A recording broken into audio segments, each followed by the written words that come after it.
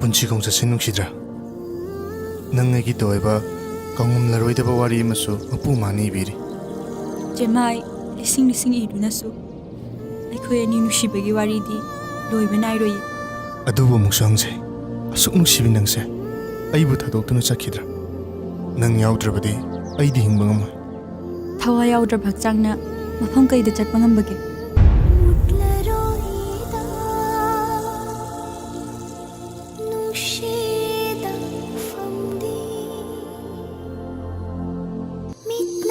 Nungshiba nangi khudal pamchaba jikshin thamji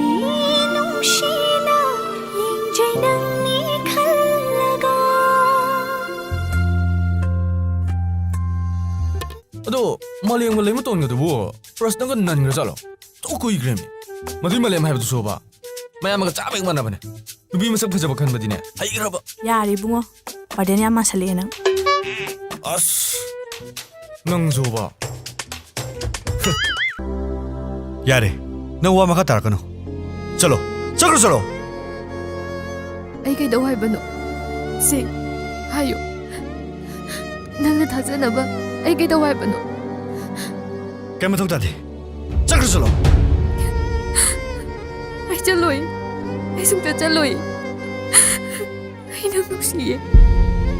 ai di nangna tana kana sulaite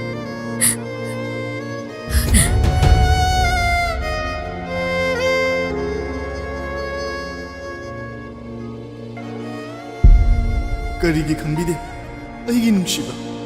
wazage nangbu nungsirubagi ai wazage.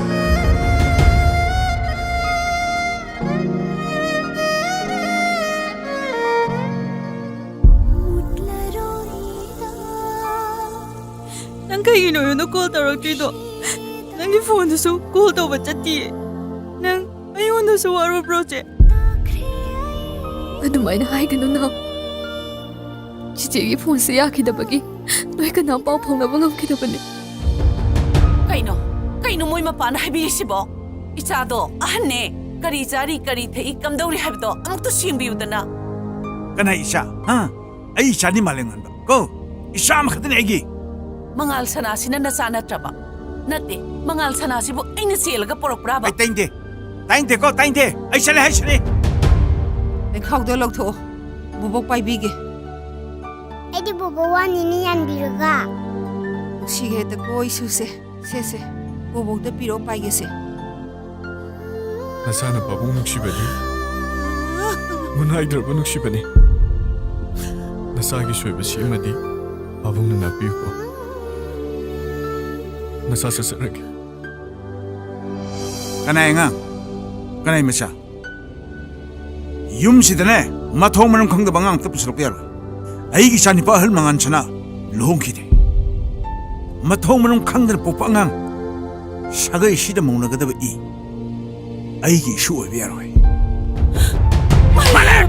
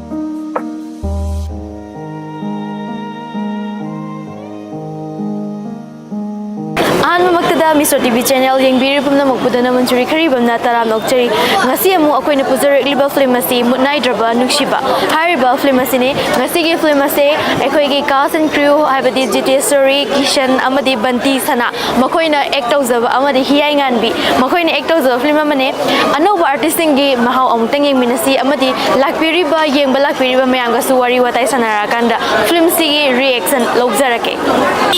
dasna kaino akoigi Mutnaidraba Nungshiba Madam season aduga amana ke haba Bantiga Saryambungda Bantiga Dasnaga gi chemistry je yam chana ba akoi audience da ubada su hekta asing mo couple ma level ka aduga atopa heroine haidi atopa ka pa ba ude kya haidi Banti ne na somda pamjaba oi khrawa ba hoi dagi keno adugi na mu keno oi ko aduduna producer lakpase siju Banti khoini smai sum lak pai sana ki bagi plus director sinasu etopo ka paraga amu keno taw mi na mu wangangi kamen phajade adu tawde na mai sum taw bai tare adu hantak tagidi khongto ni kara se hantak se anobu lakadabada ko Ratana ga aiga aduga koi Kishan ga Banti ga sanam on olan oh project tuda amu release tawrani January saida adu hauji hauraba project se ya patong ni det lepe ado tuda haurani yam thun puthoni adu okay tung da su sidagi hena faza film ma'am ama da khongda biro ma'am gi seba sun to wangam biro aduga ngasi gi Mutnaidraba Nungshiba sigi matangda mot kai phongdok pininge haibetang tham biro Mutnaidraba Nungshiba se yengodriba sing hai tare ko loimak yenghaninge adagi amtang yenga khangani film gi nungai ba natraga nungai ta badudi ko kapsu kappa film je loira akanda khogi loiram daida kappaga hara lotion bane ba ko ayam manu uje magi pam mi potu phangala lotion bane sigi di amu moigi nungai ni hingiba adusum ut bane ko loiram dai se aduna amtang yenganinge kappa nokpa sauba loimak suraba romance lo yaure keira da ga sai na hawe kan class 11 12 kari ngai matang gi romance to dum flashback la haning taraga di Mutnaidraba Nungshiba yengbiro aduga ngasai gi dasna gi kwaidagi pamba sinje kai woi joino ngasi Mutnaidraba Nungshiba da ngasai je aigi yamba kaina gi bido maduni aduga ichanupi phangbudo dumusu yam nungai adu ngasai gi yamba kaina bulde aisu kappe aduga ichanupi thengnabudo adumaga kaino khangdi saji yam kainom phawre ngasai sengma phawgi bhai tare shooting dadi phawde di adum kana siong na phawgi de ko yenga kanda aingonda ju yamna kai hani waga je ngam thoki da bai tar yenga adumaina tawe myam song tang yeng biu ama haijage okay thagachari dasna akoi ngak tang wari sana jab hara ya bi rakpai da makta thank you okay here we have Banti kamai tawrige nangari dum ke injang charake yin thongmor male nga sai sara film premiere la bani na ko daw ya ni film su myam phajara mani hoji yengdring age interview ne ko sisna ado ngasi gi Mutnaidraba Nungshiba se casting da budi akoi ni khara uzare ado yengba hodring age akoi ju yengninge ko yamna hodring age wari matika ma film se dana ne ko ai pamjagi bas thin na ma horen yenga kan da chana breng nungai breng ai ni khwai dei pamjagi bas sin se ngasai gi asai haido diro khoi horen film yengba kan ne keno tawe nungai breng ge ai che ga itei ga accident thok pa sa doi ne ba aduda adai matang gi sin je adu matang je maga hoji doctor da lak gi sin je asai gi matang je ga ina yamna hoi iche ga itei ga sisi kana no haido arai ko haido arai se ko haidi yenga kan den khangjara jane adugi sin je koi pame ba ko aduna kitang nungai ta gi sin oiram do male nang gi se adu nungai ba sin da karam oi ga ni thaje nungai ba da di ai nungai ba yaudro ba sida nungai ba gi adum loi ti nungai da adu no hoi loi nungai kai haidi khangre hoi adu ngasi gi Mutnaidraba Nungshiba sina song gi film kya suba oi de na siga film thok pa di asika ani shu doi ne ba ko aduga thola ka da bu budi lai kya lai re film am lai thola ba kan kan ga release to ni ha ga adu de khangdi ya adu Banti je sum phaja khale kai season na ge mai ga je skin care se karam product season na ge as kai su phaja ba na te da sum phajai da mi am phajai hara da ne ran comment ta dum yengo kai su ke ꯀꯩꯅꯣ ꯇꯧꯕ ꯅꯠꯇꯦꯗ ꯑꯗꯨꯝ ꯃꯌꯥꯝ ꯁꯤꯖꯤꯟꯅꯔꯤꯕꯁꯨ ꯑꯗꯨꯝ ꯁꯤꯖꯤꯟꯅꯩ ꯑꯗꯨ ꯀꯩ ꯑꯣꯏꯅ ꯁꯤꯖꯤꯟꯅꯒꯦꯕ ꯅꯪ ꯀꯩꯅꯣ ꯑꯣꯏꯅ ꯁꯤꯖꯤꯟꯅꯩ ꯑꯣꯔꯤꯐ꯭ꯂꯦꯝ ꯑꯣꯏꯅ ꯁꯤꯖꯤꯟꯅꯩ ꯑꯣꯔꯤꯐ꯭ꯂꯦꯝ ꯁꯤꯖꯤꯟꯅꯕꯩꯅꯤꯅꯦ ꯑꯣꯔꯤꯐ꯭ꯂꯦꯝꯒꯤ ꯑꯦꯗ ꯃꯆꯥ ꯑꯃ ꯇꯧ ꯌꯥꯔꯅꯤ ꯁꯤꯒꯤ ꯚꯤꯗꯤꯑꯣꯁꯦ ꯂꯧꯊꯣꯛꯑꯒ ꯑꯣꯔꯤꯐ꯭ꯂꯦꯝꯒꯤ ꯀꯩ ꯍꯥꯏꯇꯥꯔꯦ ꯑꯣꯔꯤꯐ꯭ꯂꯦꯝ ꯇꯧꯕ ꯃꯤꯑꯣꯏꯁꯤꯡꯒꯤꯗꯤ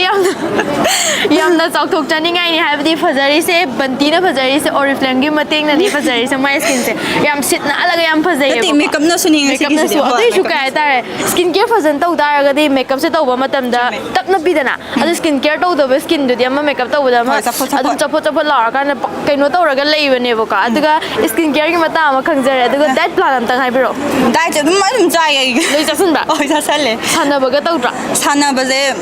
ꯁꯥꯟꯅꯔꯝꯃꯦ ꯑꯗꯨ ꯇꯜꯂꯦ ꯑꯣꯀꯦ ꯌꯥꯝ ꯅꯨꯡꯉꯥꯏ ꯑꯗꯣ ꯐꯤꯂꯝꯁꯦ ꯌꯦꯡꯗ꯭ꯔꯤ ꯍꯣꯔꯦꯟ ꯌꯦꯡꯕ ꯂꯣꯏꯔꯀꯥꯟꯗ ꯑꯃꯨꯛ ꯊꯦꯡꯅꯕ꯭ꯔꯥꯅ ꯌꯦꯡꯁꯤꯀꯣ ꯍꯥꯏꯕꯗꯤ ꯊꯦꯡꯅꯕ ꯉꯝ ꯇꯥꯔꯒꯗꯤ ꯊꯦꯡꯅꯁꯤ ꯀꯩꯒꯤꯅோ ꯍꯥꯏꯕ ꯃꯇꯝꯗ ꯀꯅꯥ ꯈꯪꯗꯦ ꯍꯣꯔꯦꯟ ꯅꯨꯡꯉꯥꯏꯔꯛꯇꯗꯩ ꯃꯤ ꯃꯌꯥꯝ ꯑꯃ ꯂꯥꯛꯄꯅꯤꯅ ꯐꯣꯇꯣ ꯀꯥꯞꯃꯤꯟꯅꯁꯦꯅ ꯆꯤꯡꯈꯤꯕꯁꯨ ꯀꯅꯥꯅ ꯈꯪꯅꯤ ꯑꯗꯨꯗꯒꯤ ꯃꯤ ꯍꯥꯡꯉꯤꯀꯥꯟ ꯂꯧꯊꯣꯛꯍꯧꯕꯅꯤꯗ ꯊꯦꯡꯛ ꯌꯨ ꯗꯥꯀꯤꯁꯟ ꯅꯨꯡꯉꯥꯏꯔꯤꯕꯣ ꯅꯨꯡꯉꯥꯏꯔꯦ ꯍꯥꯏꯇꯥꯔꯦ ꯑꯩ ꯗꯥꯀꯤꯁꯟꯒꯤ ꯃꯌꯥꯁꯤꯁꯦ ꯍꯨꯏꯌꯥ ꯍꯥꯏꯔꯣ ꯍꯣꯏ ꯀꯩꯅꯣ ꯌꯥꯝ ꯃꯥꯟꯕꯗꯣ ꯀꯩꯕ ꯕꯦꯝꯄꯥꯌꯔ ꯌꯥꯝ ꯃꯥꯟꯕꯗꯣ ꯌꯥꯝ ꯁꯤꯁꯤꯅ ꯔꯥꯁꯤ ꯍꯥꯞꯄꯋꯥꯅꯦ ꯌꯥꯝ ꯐꯖꯩ ꯑꯗꯣ ꯉꯁꯤꯒꯤ ꯃꯨꯠꯅꯥꯏꯗ꯭ꯔꯕ ꯅꯨꯡꯁꯤꯕꯁꯤꯗ ꯈ꯭ꯋꯥꯏꯗꯒꯤ ꯄꯥꯝꯕ ꯆꯥꯛꯄ ꯁꯤꯟ ꯑꯝꯇꯪ ꯍꯥꯏꯕꯤꯔꯛꯑꯣ ꯈ꯭ꯋꯥꯏꯗꯒꯤ ꯄꯥꯝꯕ ꯁꯤꯟ ꯆꯥꯛꯄ ꯂꯣꯏ ꯅꯨꯡꯉꯥꯏ ꯂꯣꯏ ꯅꯨꯡꯉꯥꯏ ꯑꯩꯒꯤ ꯑꯣꯏꯅꯗꯤ ꯂꯣꯏ ꯅꯨꯡꯉꯥꯏ ꯑꯗꯨꯗꯒꯤ ꯈꯪꯗꯦ ꯂꯣꯏ ꯅꯨꯡꯉꯥꯏ ꯑꯩꯒꯤ ꯑꯣꯏꯅꯗꯤ ꯑꯗꯨ ꯁꯤꯟꯗꯣ ꯍꯥꯏꯗꯤ ꯂꯣꯏꯅꯕꯨꯗꯤ ꯅꯨꯡꯉꯥꯏꯔꯝꯅꯤꯕ ꯑꯗꯨꯗꯒꯤ ꯍꯦꯟꯅ ꯈ꯭ꯋꯥꯏ ꯅꯨꯡꯉꯥꯏꯕ ꯄꯥꯝꯕꯗꯤ ꯌꯥꯝꯅ ꯌꯥꯎꯔꯝꯅꯤꯗꯅ ꯑꯗꯨ ꯁꯤꯟꯗꯨꯒꯤ ꯃꯇꯥꯡ ꯈꯤꯇꯪ ꯍꯥꯏꯕꯤꯔꯛꯑꯣ ꯀꯩꯅꯣꯅꯤ ꯑꯃꯗꯤ ꯌꯥꯎꯋꯦ ꯀꯩꯅꯣꯁꯦ ꯑꯩꯅ ꯊꯕꯛ ꯆꯠꯂꯨꯕ ꯑꯩꯅ ꯊꯕꯛ ꯆꯠꯄ ꯀꯥꯟꯁꯤꯗ ꯍꯧꯖꯤꯛꯀꯤ ꯖꯤꯇꯦꯁꯤꯅ ꯍꯥꯏꯇꯥꯔꯦ ꯖꯤꯇꯦꯁꯤꯅ ꯆꯥꯛ ꯊꯣꯡ ꯃꯥꯒꯤ ꯆꯥꯛꯁꯦ ꯆꯥꯗꯅ ꯆꯠꯈꯤꯕ ꯍꯥꯏꯇꯥꯔꯦ ꯑꯗ ꯍꯜꯂꯛꯄꯗ ꯃꯥꯅ ꯅꯤꯡꯉꯥꯏ ꯇꯧꯔꯤꯅꯦ ꯍꯥꯏꯅ ꯑꯃ ꯁꯤꯟ ꯃꯇꯦꯛ ꯑꯃ ꯌꯥꯎꯋꯦꯕ ꯃꯥ ꯀꯦꯁꯟꯅꯕꯒꯤ ꯑꯣꯏꯅꯔꯤꯅꯦꯕ ꯇꯟꯖꯥꯁꯤꯗ ꯑꯗꯨꯝꯕꯗꯤ ꯌꯥꯝ ꯅꯨꯡꯉꯥꯏꯈꯤ ꯍꯣꯏ ꯁꯝꯅ ꯍꯥꯏꯔꯕꯗ ꯊꯕꯛ ꯆꯠꯈꯤꯕꯗ ꯑꯩꯅ ꯊꯣꯡꯉꯤꯕ ꯆꯥꯛꯁꯦ ꯆꯥꯕꯤꯗꯕꯤ ꯆꯠꯈꯤ ꯀꯥꯏꯅꯒ ꯁꯥꯎꯖꯟꯅꯔꯒ ꯑꯣꯏꯅꯁꯟꯕꯤꯗꯨꯅꯦꯕ ꯇꯧꯔꯤꯁꯦ ꯑꯗꯣ ꯔꯤꯌꯦꯜ ꯂꯥꯏꯐꯇꯁꯨ ꯂꯩꯔꯝꯗꯣꯏꯅꯦ ꯑꯗꯨꯃꯥꯏꯅ ꯑꯣꯏꯅꯕ ꯃꯤ ꯌꯥꯎ ꯇꯥꯔꯒꯗꯤ ꯀꯃꯦꯟꯇ ꯍꯥꯏꯗꯤ ꯀꯣꯄꯜꯗ ꯀꯃꯦꯟꯇ ꯇꯧꯕꯤꯔꯝꯃꯣ ꯅꯠꯇ꯭ꯔꯥ ꯑꯗꯨꯒ ꯉꯁꯤꯒꯤ ꯃꯨꯠꯅꯥꯏꯗ꯭ꯔꯕ ꯅꯨꯡꯁꯤꯕꯁꯤꯅ ꯉꯁꯤ ꯑꯩꯈꯣꯏꯁꯦ ꯌꯦꯡꯉꯀꯥꯟꯗ ꯉꯁꯥꯏꯒꯤ ꯁꯤꯟꯗꯣ ꯐꯖꯕ꯭ꯔꯥ ꯌꯦꯡꯗꯣꯏꯅꯦꯕꯀꯣ ꯑꯗꯨꯒ ꯍꯣꯔꯦꯟ ꯂꯣꯏꯔꯀꯥꯟꯗ ꯑꯩ ꯐꯖꯗꯦ ꯑꯗꯨꯝ ꯍꯥꯏꯔꯛꯀꯗꯣꯏꯅꯦ ꯁꯤ ꯅꯠꯇꯕ ꯑꯇꯣꯞꯄ ꯀꯩꯀꯩ ꯄ꯭ꯔꯣꯖꯦꯛ ꯂꯩꯔꯤꯒꯦ ꯑꯇꯣꯞꯄ ꯄ꯭ꯔꯣꯖꯦꯛꯁꯦ ꯂꯣꯛꯄꯥꯛꯄꯝ ꯅꯤꯉꯣꯟ ꯍꯧꯖꯤꯛꯀꯤ ꯗꯦꯠ 20ꯗ ꯀꯥꯞꯇꯣꯏꯅꯤ ꯃꯥꯁꯨ ꯑꯗꯨꯒꯤ ꯃꯈꯥ ꯇꯥꯕ ꯑꯃꯅꯤ ꯈꯔ ꯇꯧꯔꯤ ꯑꯃꯅꯤ ꯈꯔ ꯂꯩꯔꯤꯑꯕꯀꯣ ꯑꯗꯣ ꯗꯥꯀꯤꯁꯟꯁꯦ ꯍꯥꯏꯗꯤ ꯑꯩꯈꯣꯏꯅ ꯌꯥꯝꯅ ꯍꯧꯖꯤꯛꯀꯥꯟ ꯅꯍꯥꯟ ꯂꯩꯁꯥꯕꯤꯁꯤꯡꯅ ꯌꯥꯝꯅ ꯄꯥꯝꯅꯔꯤꯕ ꯑꯦꯛꯇꯔ ꯑꯃꯈꯛꯅꯦꯕꯀꯣ ꯍꯥꯏꯗꯤ ꯁꯛ ꯑꯣꯏꯔో ꯑꯗꯒꯤ ꯐꯤꯕꯝ ꯃꯨꯔꯇꯤ ꯍꯥꯏꯔꯣ ꯌꯥꯝꯅ ꯌꯦꯡꯕꯗ ꯂꯩꯁꯥꯕꯤꯁꯤꯡꯅ ꯌꯥꯝ ꯄꯥꯝꯅꯕ ꯐꯤꯒꯔꯅꯦꯕꯀꯣ ꯑꯗꯣ ꯅꯨꯄꯥ ꯑꯃ ꯑꯣꯏꯅ ꯖꯤꯝ ꯁꯥꯟꯅꯕ꯭ꯔꯥ ꯅꯠꯇ꯭ꯔꯒ ꯀꯃꯥꯏꯅ ꯕꯣꯗꯤꯁꯦ ꯃꯦꯟꯇꯦꯟ ꯇꯧꯏ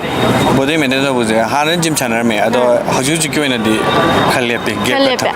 ꯑꯗꯣ ꯀꯩꯝꯇ ꯍꯥꯏꯗꯤ ꯂꯦꯞꯄꯁꯤꯗ ꯑꯗꯨꯝ ꯏꯁꯥꯁꯦ ꯆꯥꯎꯈꯠꯂꯛꯄ ꯈꯣꯠꯄꯒꯨꯝꯕ ꯑꯗꯨꯝ ꯂꯩꯗꯅ ꯀꯩꯀꯩ ꯆꯤꯟꯖꯥꯛꯀꯗꯤ ꯆꯥꯏ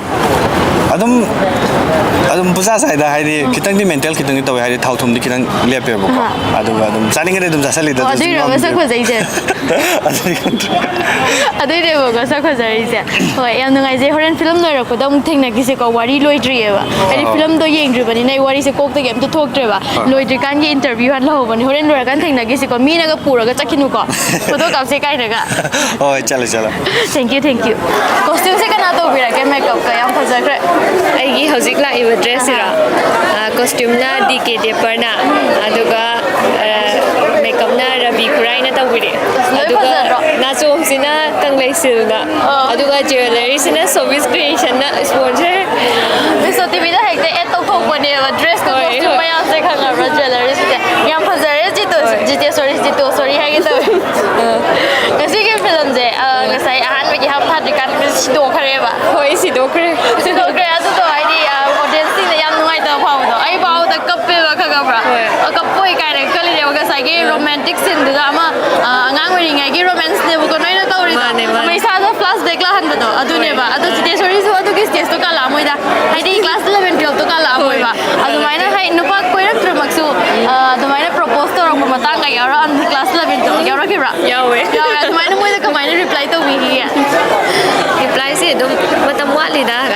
ꯋꯥꯔꯤꯗ ꯁꯨꯡꯀꯣꯏ ꯀꯣꯏꯔꯛꯇꯕ꯭ꯔꯅꯦ ꯀꯣꯏꯕꯨꯗꯤ ꯀꯣꯏꯔꯤ ꯑꯗꯨ ꯀꯃꯥꯏꯅ ꯍꯥꯏꯗꯤ ꯁꯤꯒꯤ ꯂꯥꯏꯟ ꯆꯪꯕꯗꯩ ꯇꯣꯛꯈ꯭ꯔꯤꯔꯥ ꯍꯣꯏ ꯁꯤꯒꯤ ꯂꯥꯏꯟ ꯆꯪꯕꯅꯤꯅ ꯁꯨꯝ ꯅꯨꯄꯥ ꯀꯣꯏꯕꯗꯣ ꯃꯇꯝ ꯆꯥꯗ꯭ꯔꯤꯅꯁꯨ ꯈꯟꯕ ꯑꯗꯨꯗꯨꯒꯤ ꯑꯩꯅ ꯍꯪꯉꯤ ꯀꯣꯏꯁꯟꯁꯦ ꯌꯥꯝꯅ ꯄꯔꯁꯅꯦꯜ ꯑꯣꯏꯃꯟꯕ꯭ꯔꯥ ꯀꯩꯝ ꯀꯥꯏꯗꯕ꯭ꯔꯥ ꯀꯥꯏꯗꯦꯗ ꯊꯥꯒꯠꯆꯔꯤ ꯌꯥꯝ ꯐ꯭ꯔꯦꯡ ꯑꯣꯏꯅ ꯌꯥꯝ ꯐ꯭ꯔꯤ ꯑꯣꯏꯅ ꯈꯨꯝꯊꯔꯛꯑꯦ ꯃꯊꯪꯗꯁꯨ ꯐꯖ promising ꯑꯣꯏꯕ star ꯑꯃꯅꯤ ꯁꯤꯗꯤ ꯁꯣꯔꯤ ꯍꯦꯟꯅ ꯃꯌꯥꯝꯒꯤ ꯁꯦꯕꯥ ꯇꯧꯕ ꯉꯝꯕ ꯑꯣꯏꯕꯤꯌꯣꯅ ꯍꯥꯏꯖꯒꯦ ꯑꯣꯏꯖꯔꯒꯦ ꯑꯣꯀꯦ ꯊꯥꯒꯠꯆꯔꯤ ꯊꯦꯡꯛ ꯌꯨ ꯑꯣꯀꯦ ꯑꯩꯅ ꯍꯧꯖꯤꯛ ꯂꯩꯃꯤꯟꯅꯔꯤꯁꯦ ꯃꯨꯠꯅꯥꯏꯗ꯭ꯔꯕ ꯅꯨꯡꯁꯤꯕ ꯍꯥꯏꯔꯤꯕ ꯐꯤल्म ꯑꯁꯤꯒꯤ ꯗꯤꯔꯦꯛꯇꯔ ꯑꯣꯏꯕꯤꯔꯤꯕ ꯗꯤꯔꯦꯛꯇꯔ ꯈꯛꯇꯪ ꯅꯠꯇꯦꯀꯣ ꯁꯣꯝꯅ ꯑꯣꯏꯕꯤꯔꯤꯁꯦ ꯑꯩ ꯃꯤꯡꯁꯦ ꯑꯩꯅ ꯑꯣꯏꯅ ꯍꯥꯏꯖꯧ ꯍꯥꯏꯕ꯭ꯔꯥ ꯅꯠꯇ꯭ꯔꯒ ꯑꯩꯈꯣꯏ ꯃꯤꯁꯣ ꯇꯤꯚꯤꯗ ꯁꯣꯝꯅ ꯑꯣꯏꯅ ꯏꯟꯇ꯭ꯔꯣꯗ꯭ꯌꯨꯁ ꯇꯧꯕꯤꯒꯦ ꯍꯥꯏꯕ꯭ꯔꯥ ꯑꯩ ꯑꯗꯤꯇ꯭ꯌ ꯀꯦꯁ ꯑꯣꯀꯦ ꯑꯗꯨꯝ ꯀꯧꯔꯒꯦ ꯑꯗꯤꯇ꯭ꯌ ꯍꯥꯏꯅꯀꯣ ꯑꯗꯣ ꯑꯩꯈꯣꯏꯒꯤ ꯉꯁꯤꯒꯤ ꯃꯨꯠꯅꯥꯏꯗ꯭ꯔꯕ ꯅꯨꯡꯁꯤꯕꯁꯤꯒ ꯑꯇꯣꯞꯄ ꯑꯩꯈꯣꯏ ꯍꯥꯟꯅ ꯑꯇꯣꯞꯄꯗ ꯗꯗꯥ ꯑꯗꯨꯝ ꯀꯧꯔꯒꯦ ꯑꯃꯨꯛ ꯗꯗꯥꯒꯤ ꯐꯤल्म ꯑꯇꯣꯞꯄ ꯍꯥꯟꯅ ꯎꯖꯈ꯭ꯔꯦ ꯃꯃꯥꯡꯗꯁꯨ ꯀꯣ ꯑꯗꯨꯒ ꯉꯁꯤꯒꯤꯁꯤꯒ ꯀꯌꯥ ꯁꯨꯕ ꯑꯣꯏꯗꯣꯏꯅꯣ ꯐꯤल्मꯁꯦ ꯉꯁꯤꯒꯤꯁꯤꯒ ꯃꯔꯤꯁꯨꯕ ꯑꯣꯏꯗꯣꯏꯕ ꯃꯔꯤꯁꯨꯕ ꯑꯇꯣꯞꯄ ꯑꯅꯤꯗꯨꯅ ꯀꯔꯝꯕ ꯑꯣꯏꯗꯣꯏꯅꯣ ꯍꯥꯟꯅꯒꯤ ꯃꯦꯗꯥꯝ ꯁꯤꯗ ꯂꯩꯈ꯭ꯔꯦ ꯑꯗꯨꯒ ꯑꯩ ꯁꯤꯗ ꯂꯩꯈ꯭ꯔꯦꯀꯣ ꯑꯗꯣ ꯑꯃ ꯍꯧꯖꯤꯛꯀꯅ ꯄ꯭ꯔꯣꯁꯦꯁ ꯇꯧꯔꯤ ꯑꯗꯣ ꯁꯤꯒꯤ ꯃꯃꯥꯡꯗꯗꯤ ꯑꯣꯏꯔꯤ ꯃꯨꯠꯅꯥꯏꯗ꯭ꯔꯕ ꯅꯨꯡꯁꯤꯕꯒꯤ ꯃꯃꯥꯡꯗꯗꯤ ꯅꯝꯕ ꯑꯣꯏꯗꯣꯏꯅꯦꯕꯀꯣ ꯁꯤꯃꯥꯁꯦ ꯑꯗꯣ ꯄ꯭ꯔꯣꯁꯦꯁ ꯇꯧ ꯂꯩꯕ ꯄꯨꯊꯣꯛꯇ꯭ꯔꯤꯕ ꯍꯥꯏꯇꯥꯔꯦ ꯑꯗꯨꯃꯥꯏꯅ ꯂꯩꯌꯦ ꯑꯃ ꯑꯗꯣ ꯌꯥꯝ ꯅꯍꯥ ꯑꯣꯏꯅꯁꯨ ꯁꯤꯒꯨꯝꯕ ꯂꯝꯕꯤꯗ ꯈꯣꯡ ꯊꯥꯡꯖꯜꯂꯛꯑꯀꯥꯟꯗ ꯃꯅꯤꯄꯨꯔꯤꯒꯤ ꯐꯤल्मꯁꯤꯕꯨ ꯑꯩꯈꯣꯏ ꯊꯥꯛ ꯋꯥꯡꯅ ꯊꯝꯕꯒꯤ ꯂꯝꯕꯤꯗ ꯆꯪꯁꯜꯂꯛꯏꯕ ꯗꯤꯔꯦꯛꯇꯔ ꯑꯃꯅꯤꯀꯣ ꯑꯗꯣ ꯍꯧꯖꯤꯛꯁꯦ ꯌꯥꯝꯅ ꯊꯥꯒꯠꯅꯤꯡꯉꯥꯏ ꯑꯣꯏ ꯁꯣꯝꯒꯨꯝꯂꯕ ꯗꯤꯔꯦꯛꯇꯔ ꯃꯌꯥꯝ ꯑꯃ ꯅꯍꯥ ꯑꯣꯏꯕ ꯗꯤꯔꯦꯛꯇꯔ ꯃꯌꯥꯝ ꯑꯃ ꯊꯣꯛꯂꯛꯑꯦ ꯑꯗꯨꯅ ꯑꯩꯈꯣꯏ ꯃꯅꯤꯄꯨꯔꯒꯤ ꯐꯤल्मꯁꯤꯗꯗꯤ ꯌꯥꯝꯅ ꯆꯥꯎꯈꯠꯄꯒꯤ ꯊꯥꯛꯅꯤ ꯈꯣꯡꯊꯥꯡꯅꯤ ꯍꯥꯏꯅꯁꯨ ꯂꯧꯖꯩ ꯁꯤꯒꯤ ꯃꯇꯥꯡꯁꯤꯗ ꯀꯔꯤ ꯃꯣꯠ ꯐꯣꯡꯗꯣꯛꯄꯤꯅꯤꯡꯉꯦ ꯁꯤꯒꯤ ꯃꯇꯥꯡꯗ ꯑꯩꯅ ꯍꯥꯏꯅꯤꯡꯕ ꯍꯥꯏꯇꯥꯔꯗꯤ ꯍꯧꯖꯤꯛ ꯊꯣꯛꯂꯛꯏꯕ ꯅꯧꯅ ꯊꯣꯛꯂꯛꯏꯕ ꯍꯥꯏꯗꯤ ꯍꯥꯟꯅꯒꯤ ꯑꯣꯜ ꯖꯦꯅꯦꯔꯦꯁꯟ ꯂꯩꯔꯝꯕꯗꯒꯤ ꯍꯧꯖꯤꯛ ꯊꯣꯛꯂꯛꯏꯕ ꯅꯧꯅ ꯊꯣꯛꯂꯛꯏꯕ ꯖꯦꯅꯦꯔꯦꯁꯟꯁꯤꯡꯁꯦ ꯌꯥꯝꯅ ꯑꯞꯗꯦꯇꯦꯠ ꯑꯣꯏꯕ ꯑꯣꯏꯅ ꯈꯟꯖꯩꯕꯀꯣ ꯍꯥꯏꯗꯤ ꯑꯩ ꯏꯁꯥꯁꯦ ꯌꯥꯝꯅ ꯑꯞꯗꯦꯠ ꯑꯣꯏꯅ ꯈꯟꯖꯩ ꯍꯥꯏꯕ ꯅꯠꯇꯕ ꯇꯝꯗꯕ ꯈꯠꯇꯕ ꯌꯥꯝ ꯋꯥꯠꯂꯤ ꯍꯥꯟꯅ ꯂꯩꯔꯝꯕ ꯑꯣꯜ ꯑꯦꯛꯁꯄꯤꯔꯤꯌꯦꯟꯁ ꯑꯣꯏꯖꯔꯝꯕ ꯃꯌꯥꯝꯗꯒꯤ ꯑꯩꯈꯣꯏꯅ ꯈꯪꯗꯕ ꯈꯣꯠꯇꯕ ꯌꯥꯝ ꯂꯩꯌꯨꯀꯣ ꯑꯗꯨ ꯑꯣꯏꯇꯥꯔꯁꯨ ꯀꯩ ꯍꯥꯏꯅꯤ ꯍꯧꯖꯤꯛꯀꯤ ꯃꯣꯗꯔꯟ ꯋꯥꯔꯜꯗ ꯇꯧꯔꯤꯕ ꯁꯤꯅꯦꯃꯥ ꯅꯝꯕꯒꯤ ꯃꯑꯣꯡ ꯁꯤꯅꯦꯃꯥꯇꯤꯛ ꯑꯣꯏꯕ ꯋꯦꯁ ꯍꯧꯖꯤꯛ ꯑꯩꯈꯣꯏꯅ ꯄꯨꯊꯣꯛꯏꯕ ꯐꯤल्मꯁꯤꯗꯤ ꯁꯤꯅꯦꯃꯥꯇꯤꯛ ꯑꯣꯏ ꯍꯥꯏꯕꯗꯣ ꯌꯥꯗ꯭ꯔꯤꯕꯅꯦꯕ ꯇꯁꯦꯡꯅ ꯍꯥꯏꯇꯥꯔꯗꯤ ꯇꯁꯦꯡꯅ ꯁ꯭ꯇꯣꯔꯤꯅ ꯄꯨꯔꯒ ꯆꯠꯂꯤꯕ ꯁꯤꯅꯦꯃꯥꯁꯤ ꯑꯣꯏꯕꯅꯦꯕ ꯑꯩꯈꯣꯏ ꯁꯤꯅꯦꯃꯥꯁꯦ ꯁꯤꯅꯦꯃꯥꯇꯤꯛ ꯑꯣꯏꯅ ꯐꯤल्म ꯅꯝꯕꯁꯦ ꯀꯃꯥꯏꯅ ꯅꯝꯒꯅꯤ ꯍꯥꯏꯕꯁꯦ ꯌꯥꯝꯅ ꯌꯨꯠꯁꯤꯗ ꯅꯧꯅ ꯊꯣꯛꯂꯛꯄ ꯃꯌꯥꯝ ꯌꯥꯎꯔꯤꯀꯣ ꯑꯩꯅ ꯎꯖꯕꯗꯀꯣ ꯑꯩꯁꯨ ꯑꯗꯨ ꯌꯧꯅꯕ ꯉꯝꯅꯕ ꯀꯟꯅ ꯍꯣꯠꯅꯖꯒꯦꯅ ꯍꯥꯏꯖꯅꯤꯡꯉꯤ ꯁꯤ ꯃꯇꯥꯡꯁꯤꯗ ꯊꯥꯒꯠꯆꯔꯤ ꯃꯤꯁꯣ ꯇꯤꯚꯤꯒ ꯉꯥꯏꯍꯥꯛ ꯊꯦꯡꯅꯔꯒ ꯋꯥꯔꯤ ꯋꯥꯇꯥꯏ ꯁꯥꯟꯅꯕꯤꯕꯩꯗꯃꯛꯇ ꯊꯦꯡꯛ ꯌꯨ ꯑꯣꯀꯦ ꯃꯥꯂꯦꯝꯉꯥꯟꯕꯤ ꯉꯁꯤꯒꯤ ꯐꯤल्मꯁꯤꯒ ꯀꯌꯥ ꯁꯨꯕ ꯑꯣꯏꯗꯣꯏꯅꯣ ꯃꯃꯥꯡꯗꯁꯨ ꯎꯖꯈ꯭ꯔꯦ ꯐꯤꯂꯝꯁꯦ ꯁꯥꯌꯥꯝꯕꯨꯡꯗ ꯋꯦꯕ ꯁꯤꯔꯤꯁ ꯑꯣꯏꯔꯦꯗꯅ ꯑꯗꯨꯅ ꯑꯃꯨꯛ ꯑꯗꯨ ꯃꯦꯖꯥꯝꯁꯤꯗꯅ ꯑꯃꯨꯛ ꯃꯇꯦꯛ ꯈꯔ ꯀꯩꯅꯣ ꯇꯧꯔꯦꯕ ꯍꯥꯏꯗꯤ ꯐ꯭ꯂꯥꯁꯕꯦꯛ ꯂꯥꯛꯄꯩ ꯇꯥꯏꯞꯇ ꯑꯗꯒꯤ ꯂꯩꯆꯜ ꯉꯔꯥꯡ ꯅꯍꯥꯟ ꯔꯤꯂꯤꯁ ꯇꯧꯈꯤꯕꯗꯣ ꯑꯗꯨꯒ ꯁꯤꯒ ꯑꯣꯏꯗꯣꯏꯕ ꯑꯗꯣ ꯇꯨꯡꯗ ꯍꯧꯖꯤꯛꯀꯤ ꯍꯥꯏꯗꯤ ꯑꯇꯣꯞꯄ ꯐꯤल्म ꯂꯩꯔꯤꯕ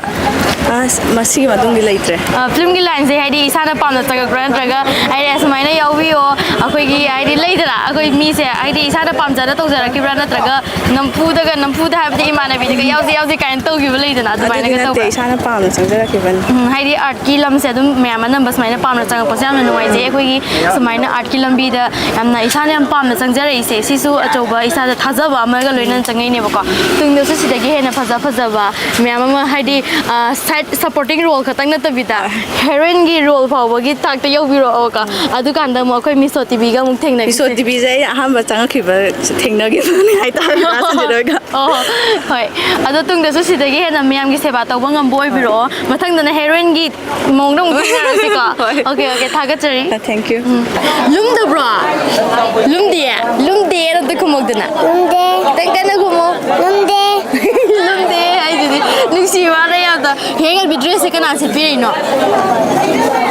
ꯗ꯭ꯔꯦꯁ ꯀꯅꯥ ꯁꯦꯠꯄꯤꯔꯤꯅꯣꯕ ꯅꯤꯅꯦꯅ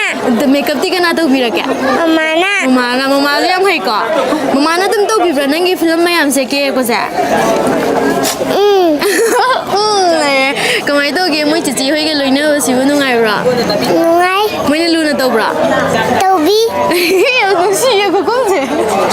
ꯑꯗꯣ ꯉꯁꯤ ꯑꯩꯈꯣꯏꯅ ꯅꯪꯅ ꯍꯧꯖꯤꯛ ꯋꯥꯔꯤ ꯁꯥꯟꯅꯔꯤꯁꯦ ꯃꯤꯁꯣ ꯇꯤꯚꯤꯅꯦꯕꯀꯣ ꯉꯁꯤꯒꯤ ꯐꯤल्मꯁꯦ ꯃꯌꯥꯝ ꯁꯨꯡꯁꯣꯏ ꯁꯣꯏꯗꯅ ꯌꯦꯡꯕꯤꯌꯨꯅ ꯑꯝꯇ ꯍꯥꯏꯔꯝꯃꯨꯁꯦ ꯁꯣꯝꯗ ꯌꯦꯡꯉ ꯑꯁꯣꯝꯗ ꯀꯦꯃꯦꯔꯥꯗ ꯌꯦꯡꯉ ꯃꯌꯥꯝ ꯃꯨꯠꯅꯥꯏꯗ꯭ꯔꯕ ꯅꯨꯡꯁꯤꯕ ꯍꯥꯏꯔꯤꯕ ꯐꯤल्म ꯑꯁꯤ ꯃꯌꯥꯝꯅ ꯌꯦꯡꯕꯤꯌꯨ ꯑꯩꯍꯥꯛꯄꯨꯁꯨ ꯁꯄꯣꯔꯠ ꯇꯧꯕꯤꯌꯨ ꯍꯥꯏꯖꯔꯤ ꯊꯥꯒꯠꯆꯔꯤ ꯍꯥꯏꯌꯣ ꯈꯨꯠꯂꯣꯟꯅꯔꯒ ꯊꯥꯒꯠꯆꯔꯤ ꯍꯥꯏꯌꯣ ꯈꯨꯠꯂꯣꯟꯅꯔꯒ ꯊꯦꯡꯛ ꯌꯨ ꯌꯥꯔꯦ ꯊꯦꯡꯛ ꯌꯨ ꯑꯩꯅ ꯍꯧꯖꯤꯛ ꯂꯩꯃꯤꯟꯅꯔꯤꯕꯁꯦ ꯃꯌꯥꯝꯁꯤꯡꯅ ꯈꯪꯅꯔꯕ ꯑꯩꯈꯣꯏꯒꯤ ꯑꯥꯔꯠꯀꯤ ꯂꯝꯗ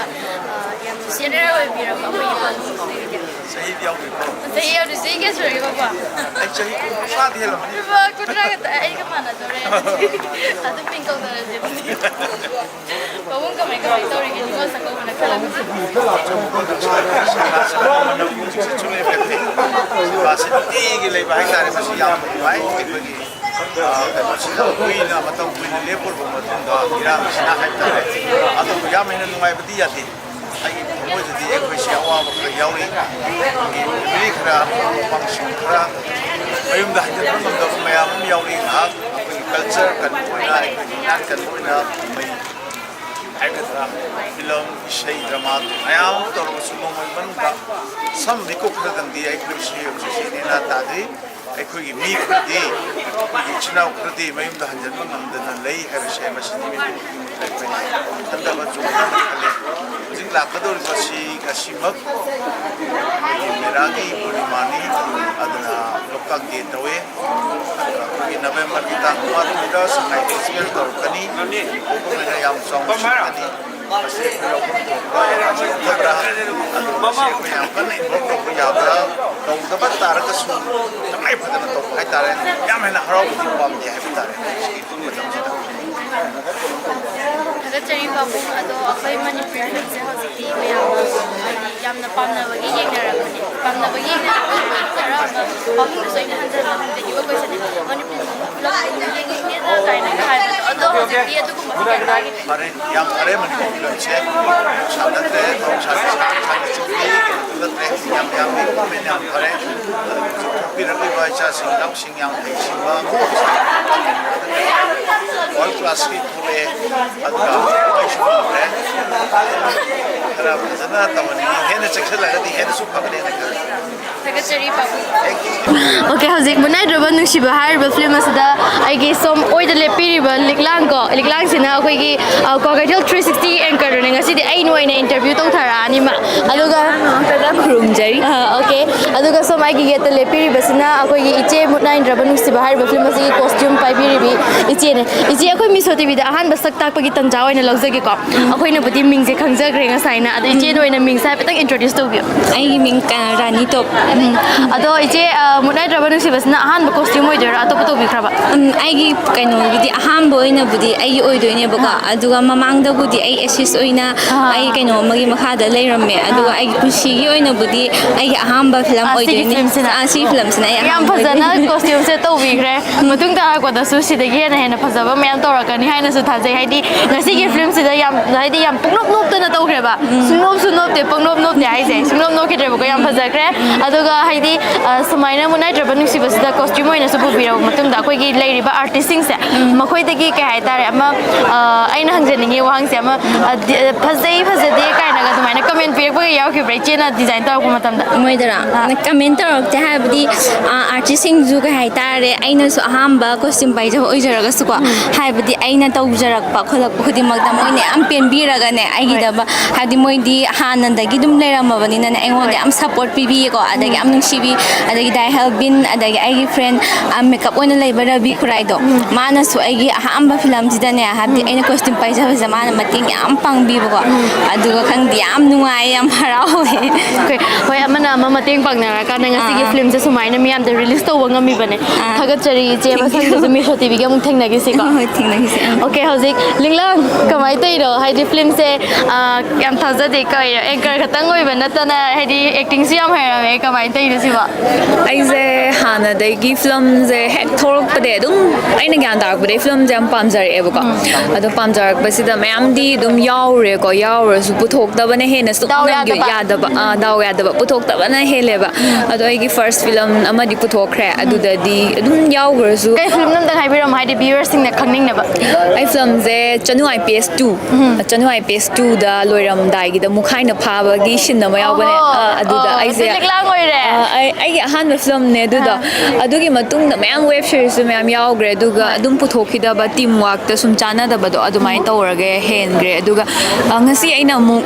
ꯂꯩꯁꯥꯕꯤ ꯐꯥꯔꯛꯑꯀꯥꯟꯗ ꯍꯥꯏꯇꯥꯔꯦꯀꯣ ꯃꯦꯆ꯭ꯌꯣꯔ ꯑꯣꯏꯔꯛꯑꯀꯥꯟꯗ ꯑꯁꯤꯒꯤ ꯃꯨꯠꯅꯥꯏꯗ꯭ꯔꯕ ꯅꯨꯡꯁꯤꯕꯁꯦ ꯁꯤꯗ ꯑꯩꯒꯤꯁꯨ ꯁꯔꯨꯛ ꯑꯃ ꯊꯨꯡꯕꯤꯔꯛꯑꯦ ꯑꯩꯈꯣꯏꯒꯤ ꯀꯦꯃꯦꯔꯥꯃꯦꯟ ꯑꯩꯈꯣꯏꯒꯤ BNB ꯐꯤꯂꯝ ꯄ꯭ꯔꯣꯗꯛꯁꯟꯒꯤ ꯃꯈꯥꯗ ꯃꯨꯠꯅꯥꯏꯗ꯭ꯔꯕ ꯅꯨꯡꯁꯤꯕꯁꯤꯗ ꯑꯩꯒꯤꯁꯨ ꯀꯦꯔꯦꯛꯇꯔ ꯑꯃꯗꯤ ꯆꯥꯟꯅꯅ ꯄꯤꯕꯤꯔꯛꯑꯦꯅ ꯈꯟꯖꯩ ꯑꯗꯨꯗ ꯁꯤꯗ ꯁꯔꯨꯛ ꯌꯥꯕ ꯐꯪꯖꯕꯁꯦ ꯑꯩꯒꯤꯁꯨ ꯌꯥꯝꯅ ꯍꯥꯏꯕꯗꯤ ꯏꯁꯥꯅ ꯄꯥꯝꯖꯕ ꯑꯣꯏꯔꯨꯔꯕꯅꯤꯅ ꯂꯥꯏꯕꯛ ꯐꯕꯅꯦ ꯍꯥꯏꯅ ꯈꯟꯖꯩ ꯑꯗꯨꯒ ꯃꯨꯠꯅꯥꯏꯗ꯭ꯔꯕ ꯅꯨꯡꯁꯤꯕꯁꯤꯗ ꯌꯥꯎꯔꯤꯁꯦ ꯑꯩꯈꯣꯏꯒꯤ ꯂꯣꯏꯅꯃꯛ ꯁꯨꯅꯀꯣ ꯑꯩꯈꯣꯏꯒꯤ ꯁꯣꯁꯥꯏꯇꯤꯁꯤꯗ ꯃꯃꯥ ꯃꯄꯥ ꯌꯥꯅꯗꯕ ꯑꯗꯒꯤ ꯁ꯭ꯀꯨꯜ ꯀꯣꯂꯦꯖꯇ ꯅꯨꯡꯁꯤꯅꯔꯛꯄ ꯈꯣꯠꯄ ꯁꯤꯒꯨꯝꯕ ꯃꯌꯥꯝ ꯌꯥꯎꯔꯦ ꯑꯗꯨꯅ ꯃꯌꯥꯝꯁꯨ ꯃꯨꯠꯅꯥꯏꯗ꯭ꯔꯕ ꯅꯨꯡꯁꯤꯕ ꯍꯥꯏꯔꯤꯕ ꯐꯤꯂꯝꯁꯦ ꯁꯨꯡꯁꯣꯏ ꯁꯣꯏꯗꯅ ꯌꯦꯡꯕꯤꯌꯣ ꯑꯇꯣꯞꯄ ꯁꯣ ꯇꯧꯔꯛꯄꯗ ꯃꯍꯥꯎ ꯑꯃ ꯇꯣꯞ ꯇꯣꯞꯄ ꯑꯃ ꯐꯪꯒꯅꯤ ꯍꯥꯏꯅ ꯈꯜꯂꯦ ꯐꯠꯇꯕ ꯑꯣꯏꯔꯝꯕꯗꯒꯤ ꯀꯃꯥꯏꯅ ꯑꯩꯈꯣꯏ ꯃꯁꯦꯟꯁꯦ ꯅꯨꯡꯁꯤꯅꯔꯛꯀꯅꯤ ꯐꯔꯛꯀꯅꯤ ꯍꯥꯏꯕꯗꯣ ꯑꯗꯨꯅ ꯑꯩꯈꯣꯏꯒꯤ ꯃꯤꯁꯣ ꯇꯤꯚꯤꯒꯤ ꯃꯥꯏꯀꯩꯗꯒꯤꯁꯨ ꯑꯩꯈꯣꯏꯒꯤ ꯐꯤꯂꯝꯒꯤ ꯔꯤꯚ꯭ꯌꯨ ꯈꯔꯁꯨ ꯎꯕꯤꯕ ꯐꯪꯒꯅꯤ ꯑꯗꯨꯒ ꯃꯌꯥꯝꯅꯁꯨ ꯅꯨꯡꯁꯤꯕꯤꯗꯨꯅ ꯑꯩꯈꯣꯏꯒꯤ VNB ꯐꯤꯂꯝ ꯄ꯭ꯔꯣꯗꯛꯁꯟꯒꯤ ꯃꯈꯥꯗ ꯃꯨꯠꯅꯥꯏꯗ꯭ꯔꯕ ꯅꯨꯡꯁꯤꯕꯁꯨ ꯌꯦꯡꯕꯤꯌꯨ ꯑꯗꯨꯒ ꯑꯩ ꯏꯁꯥꯁꯨ ꯁꯔꯨꯛ ꯌꯥꯖꯔꯤ ꯁꯤꯗ ꯁꯛꯇꯝ ꯂꯥꯡꯕ ꯌꯥꯎꯖꯔꯤ ꯃꯌꯥꯝꯅꯁꯨ ꯑꯩꯈꯣꯏ ꯑꯅꯧꯕꯁꯤꯡꯕꯨꯁꯨ ꯁꯞꯄꯣꯔꯠ ꯇꯧꯕꯤꯌꯣꯅ ꯍꯥꯏꯖꯅꯤꯡꯉꯦ ꯌꯥꯝ ꯆꯨꯝꯅ ꯊꯝꯕꯤꯈ꯭ꯔꯦ ꯂꯤꯛꯂꯥꯡꯅ ꯌꯥꯝ ꯊꯥꯒꯠꯆꯔꯤ ꯂꯤꯛꯂꯥꯡ ꯃꯇꯨꯡꯗꯁꯨ ꯁꯤꯗꯒꯤ ꯍꯦꯟꯅ ꯐꯖꯕ ꯐꯤꯂꯝ ꯌꯥꯝ ꯀꯨꯝꯊꯔꯛꯑꯣ ꯌꯥꯝ ꯍꯩꯔꯝꯃꯦ ꯂꯤꯛꯂꯥꯡꯁꯦ ꯑꯩꯈꯣꯏꯗꯤ ꯍꯥꯟꯅ ꯑꯦꯛꯁꯄꯦꯛ ꯇꯧꯔꯗꯤ ꯍꯣꯏ ꯍꯥꯟꯅꯕꯨꯗꯤ ꯎꯏꯌꯦꯕꯀꯣ ꯑꯗꯨꯒ ꯁꯤꯒꯨꯝꯕ ꯐꯤꯂꯝ ꯑꯆꯧꯕꯗꯒ ꯌꯥꯎꯔꯛꯄꯁꯤꯗꯤꯀꯣ ꯍꯥꯏꯗꯤ ꯊꯥꯖꯗꯕꯗꯣ ꯍꯥꯟꯅ ꯑꯦꯡꯀꯔ ꯈꯛꯇꯪ ꯑꯣꯏꯕ ꯅꯠꯇꯅ ꯑꯇꯣꯞꯄ ꯑꯃꯁꯨ ꯍꯥꯏꯗꯤ ꯁꯣꯝꯒꯤ ꯇꯦꯂꯦꯟꯠ ꯂꯩ ꯍꯥꯏꯕꯗꯣ ꯃꯌꯥꯝꯗ ꯎꯠꯊꯣꯛꯄꯒꯤ ꯇꯟꯖꯥꯗꯅꯤ ꯉꯁꯤ ꯃꯤꯁꯣ ꯇꯤꯚꯤꯅꯁꯨ ꯑꯩꯈꯣꯏꯅ ꯂꯤꯛꯂꯥꯡꯗ ꯏꯟꯇꯔꯚ꯭ꯌꯨ ꯂꯧꯔꯀꯥꯟꯗ ꯂꯤꯛꯂꯥꯡꯒꯤ ꯑꯃꯨꯛ ꯑꯩꯈꯣꯏꯅ ꯍꯥꯏꯗꯤ ꯃꯌꯥꯝꯗ ꯈꯪꯍꯟꯖꯔꯤꯁꯦ ꯑꯗꯨꯅ ꯊꯥꯒꯠꯆꯔꯤ ꯃꯤꯁꯣ ꯇꯤꯚꯤꯒ ꯉꯥꯏꯍꯥꯛꯇꯪ ꯋꯥꯔꯤ ꯋꯥꯇꯥꯏ ꯁꯥꯟꯅꯕꯤꯕꯒꯤꯗꯃꯛꯇ ꯇꯨꯡꯗꯁꯨ ꯍꯦꯟꯅ ꯃꯥꯏ ꯄꯥꯛꯄ ꯑꯣꯏꯕꯤꯔꯛꯑꯣ ꯏꯆꯦꯁꯨ ꯊꯦꯡꯛ ꯌꯨ ꯃꯇꯨꯡꯗꯁꯨ ꯃꯌꯥꯝ ꯍꯣꯠꯅꯕ ꯉꯝꯖꯒꯦ ꯃꯌꯥꯝꯅꯁꯨ ꯁꯞꯄꯣꯔꯠ ꯇꯧꯕꯤꯌꯣ ꯑꯩꯈꯣꯏꯕꯨꯁꯨ ꯊꯦꯡꯛ ꯌꯨ ꯄꯥꯕꯨꯡ ꯐꯤꯂꯝꯁꯦ ꯉꯍꯥꯟꯈꯩ ꯅꯝꯃꯤꯀꯥꯟꯒ ꯍꯧꯖꯤꯛ ꯊꯥꯗꯣꯔꯛ ꯃꯇꯨꯡꯗ ꯀꯃꯥꯏꯅ ꯇꯧꯒꯦ ꯅꯨꯡꯉꯥꯏꯔꯝꯕ꯭ꯔꯥ ꯅꯝꯃꯤꯉꯩꯗꯗꯤ ꯁꯨꯝ ꯑꯩꯒꯤ ꯇꯣꯉꯥꯟ ꯅꯝꯕꯅꯤꯅ ꯄꯨꯔꯥ ꯀꯩꯅꯣꯁꯤ ꯈꯪꯗꯦ ꯋꯥꯔꯤꯕꯨꯗꯤ ꯈꯪꯉꯒꯁꯨꯀꯣ ꯑꯗꯨꯁꯨ ꯉꯁꯤ ꯁ꯭ꯀ꯭ꯔꯤꯟꯗ ꯌꯦꯡꯉꯀꯥꯟꯗꯗꯤ ꯌꯥꯝ ꯐꯖꯔꯝꯃꯦ ꯍꯥꯏꯇꯥꯔꯦ ꯐꯤꯂꯝꯁꯦꯀꯣ ꯑꯩꯈꯣꯏꯅ ꯑꯦꯛꯁꯄꯦꯛ ꯇꯧꯕꯗꯨꯗꯒꯤ ꯍꯦꯟꯅ ꯌꯥꯝ फजन कनो तौरमे फिल्म से फैमिली येंब याब फिल्म मैम येंबियो बाबू नहानगे फिल्म अतोपदी नुपीना ngamba साबनेबा बाबूना ngamba साबसida कई फावगे बसे डायरेक्टर सिंह पिरक्पा माई माई रोल दुगी मतुंगी नको फिल्म दुगी होइना मोइना पामजब रोल दु अदुम कुंब ngamnaba होनर बगी वानिदा अदु थोदोकपा खेना भोगरी थोदोंग लेते खेना बदी लेते बको अदो कई हाइनी सुम इसाना रोल दे चूज तौजबरा मोय अदुम पिरे रोल से मोइना अदुम पीबदो अपीबदुने अदुम मकोइना ngamnaba अदुम नुपीना ngamba दum मालहन बगिरा का वायरस खंगदे मसे अदुम माई माई डायरेक्टर सिंह अपामबदुने तौबिरिजे नुपीना ngambagumba पामगना अदुमाइने हेक कुंबा हाइतारे फजरी बाबू फिल्म याम फजखरे बाबूंगी एक्टिंग दो याम नाम काइन हाइडिंग हांगे उरुदबा आई नुपीना ngamba सारोदगी ngasi sida ए बाबूंना ngamba देबको अदुम याम फजगी दो सकलोंदो थागचरी बाबू मिसो टीवी के ngai wari sana बिबैदा मैम येंबियो फिल्म से थागचरी इचे नुंगाइबो ngasi di इचे से अहान अखोय मिसो टीवी दे इंट्रोड्यूस तौजबनेबको अखोयना बुदि मिंग खंगजरे अदो इचे से ngasi की मुतनाइद्रबा नुंसिबा हारिबा फिल्म सिगी राइटर ने इचे वारी से कमाइन सागत पिहिगे वारी से सागत सिगी वारी हाइद्रिकान इचे की मिंग नमतंग हाइबिरम मयाम आई मिंग थौजम कविता आई हेरोक तगिनी आई वारी से हादि रियल लाइफ तैसु खतंग खतंग खतंग लॉक थोक से बाबा हादि खगा तास तव खोय लाइका द थोकबा थौदोक सिंगा अदा खगा तास तवरगा बेस तवरगा इजाबदि आई दी से द थोको वारी ओइ बहिनिंग उरे ngasai film da yengma matamda yam phajai film se aduga akhoi gi kai tare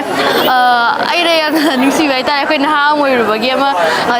school gi matamda ma flashback lak photo isa da kanga romance to wage adu ma yan ti dai ngod flashback la adu yeng biri ba viewers mak da so ai gum ba yarong ngani mo koi da flashback la amgani haina thase aduga Mutnaidraba Nungshiba hari ba cinema gi thim sina kamaina thon gi ban habdi loi ba nai da ba Nungshiba gi irikse mayam yelaga mathang mathang yelaga loi ba bo Nungshiba gi isen na loisan bado adu da thonjabani atopa kai kai wari le biri gi chege atopa se wari amadi lairi ado wari se sumaina film oina puthora kadera adu maina puthoke na khanjari makhata okay makhata bado jamna phajagani haina thajai che makhata ba gi so koi sumaina mung thingna mina gi se yam phajaba tungna sumyam gi se ba dum tawba ngamba oi bion haija gi thank you okay hoje aina lebinari ba se Mutnaidraba Nungshiba hari ba film asida artist kaya bu saglon kaya hongan bangam liba Ravi Khurai ko Ravi Khurai je myam ngasi akhoi miso tv da han introduce to bane ado ma se aseng ba akhoi nupi da nupi man ba do ngasai akhoi de han ma thingna be stage solok ba kana no na tingna thokle sire ba ko koi kali je khaga bra adu ga yam na phaja bai tare akhoi gi film sing yeng biri ba imai ben hana to pa akhoi gi nupi nga ta nupa na nga ta sana ba akhoi film ma yawi dana thawai di adu gi da khoi gi mai ben sing ai bi gi ba makoi ne nupi ma le kai ne hai ba yaw khi ba ko adu man chap man na ne ba ga si rabi khrai da ta bi si sai di nupi adu man ba to aduna ai di yam thagat ni ngai ni sigumba akoi manipur gi di yam na thagat ni ngai ma oi ne samna har ba da makeup ke artist sang jala iba sing se akoi ma palam di dum me am na se na khangna rang ni ma lambi de chatlaga paisa ni ba akoi manipur de adu gum do kya ma u de ko thagat li ko isa na dum adu kai hai ni si gi matang da yam nungai manipur da ti hai di khoi se yamna platform a chawam pi ba sa yam nungai ne khale khoi gi hing bagi lambi shu am chaw na le ne khale ko manipur da trans sing se yamna hai di masa gi oiba thabak loi leina bani na yamna nungai na su hing banga me ba yam nungai ngon da ti yamna su pen jai manipur da pokchar ma se ma de ba sa su am shi yamna su pen na hing bangam jai hai na hai chani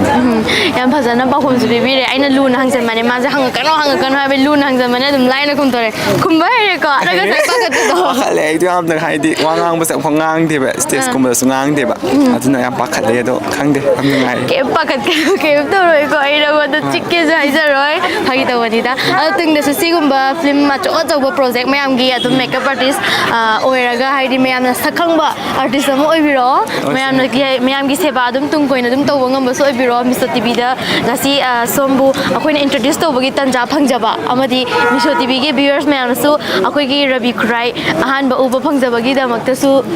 thank you Rabi Khurai ti hai ninge khang de am nungai Mr TV ga thengna ba sa am nungai am harau ga si de am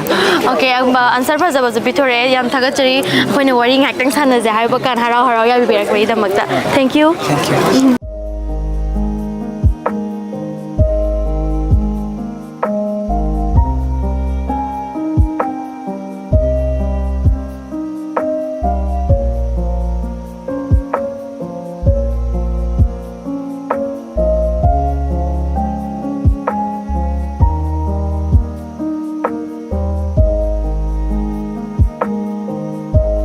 function asi hongna bagi sem sal loi jare atu matam da koi hauser gani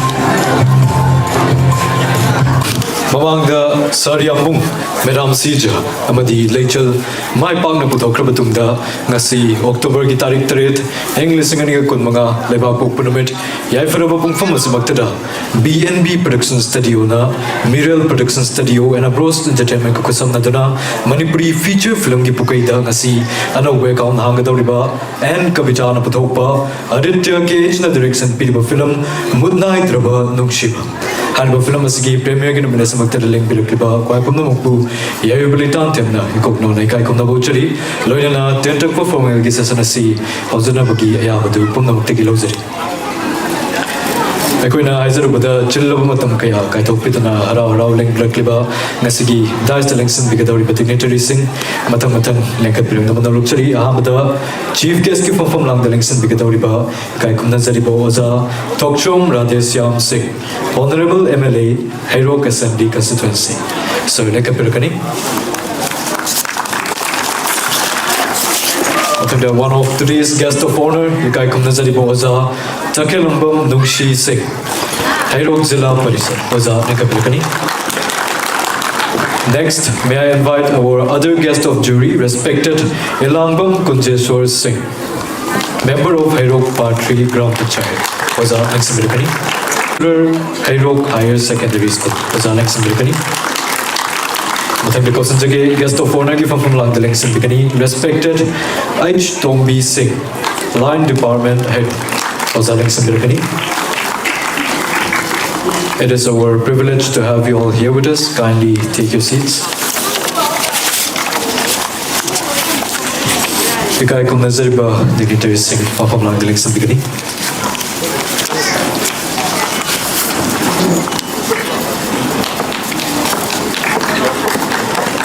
Ikai Kumnazari ba dignitary sing na fafam lang daling sinbik batung asida bench amadi lengyan kadol sam akoi tamjana bagi tamza do lozagay. It is our humble presentation.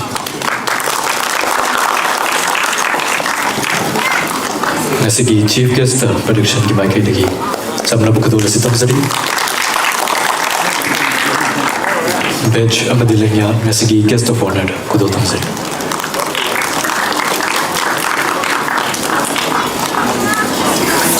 It is our humble presentation.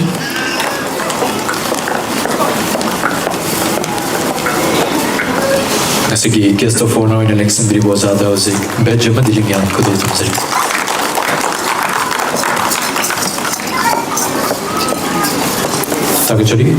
Next, we will now commence the traditional and auspicious lamp lighting ceremony to mark the beginning of this premier session.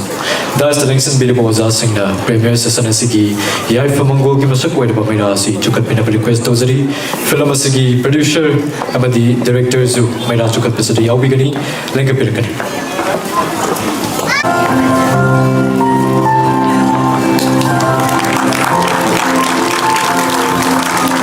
Nasi mayam ta kuch na zakaduriba film Mutnaidraba Nungshiba mai pa ko film mo yan biu ani swagi ma famda kung da ba thawni bi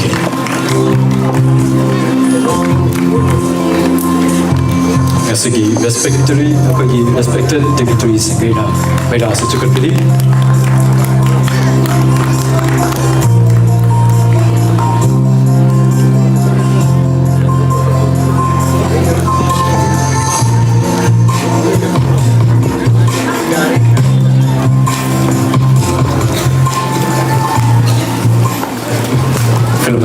producer Amadi director Nasu Sukatiri.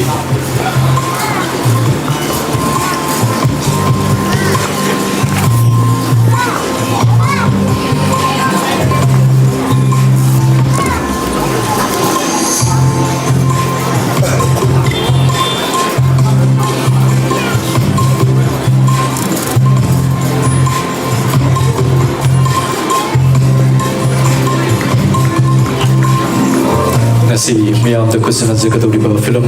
Mutnaidraba Nungshiba mai pa ko film mo yan biu ai nei soki ma famda pumda ma kento bi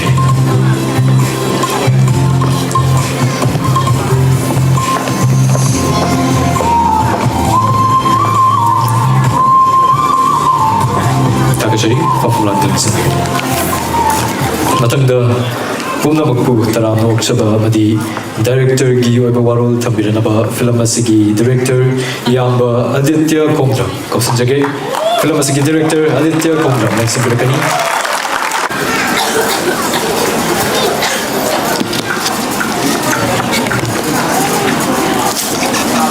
Ahan matada asigi premier function asibu apum phangani haiduna lembida kliba akoina hajarum matamda silna matam kya bakai thopiduna rau lembida kliba asigi simges ki kam nan lengsin beriba igai kana manutik charaba ingona panjaraba da kaka tokchom pradesyam singh mla hero asibusu igai kana butchari amasung taran butchari doyana asigi president ki phangkhom nan lengsin beriba Manipur Simabu awang mata ka piribo koi oja laimayom Srikanth Sharma mahapusu ikakan muchari am sunta muchari to na gesa for narri hamlan nasin biriba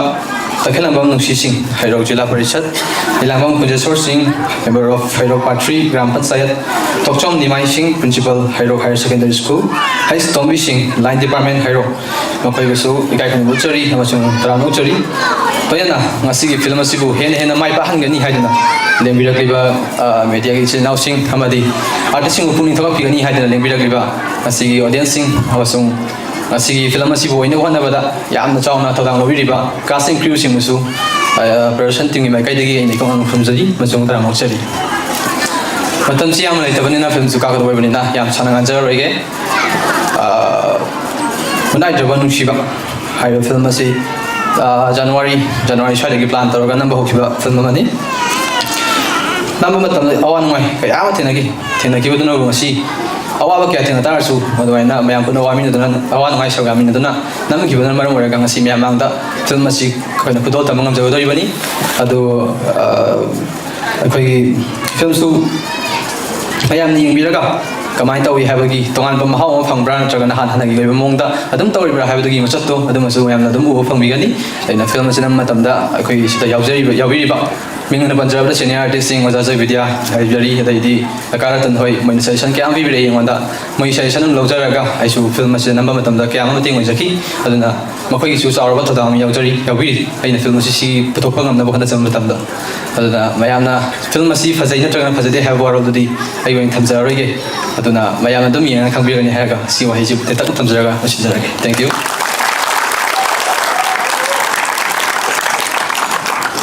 ꯊꯥꯒꯠꯆꯔꯤ ꯌꯥꯝꯕ ꯃꯊꯪꯁꯤ film ꯑꯁꯤꯗ ꯌꯥꯎꯈꯤꯕ ꯑꯥꯔꯇꯤꯁꯁꯤꯡ ꯑꯃꯗꯤ crew ꯃꯦꯝꯕꯔꯁꯤꯡꯗ honour ꯇꯧꯖꯕꯒꯤ ꯇꯥꯡꯀꯛ ꯑꯗꯨ ꯊꯝꯖꯕꯅꯤ ꯑꯗꯨꯕꯨ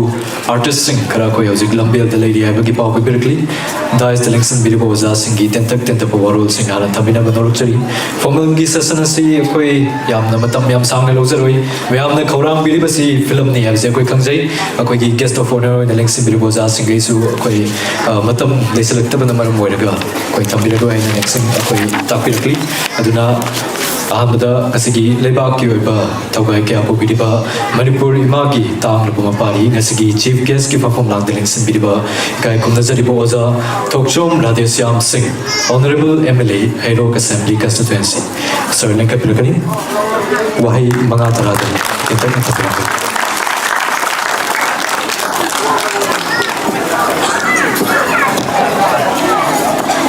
ꯑꯍꯥꯟꯕꯃꯛꯇꯗ ꯃꯥꯡꯗ ꯂꯦꯡꯁꯤꯟꯕꯤꯔꯤꯕ ꯈꯨꯗꯤꯡꯃꯛꯄꯨ ꯑꯩꯅ ꯀꯣꯛ ꯅꯣꯟꯗꯨꯅ ꯈꯨꯔꯨꯝꯖꯔꯤ ꯑꯅꯤꯁꯨꯕꯗ खितंग थेंगना लाखरे अदुगिदमक्ता ngakpiu haina mayamda haijage ai hairokta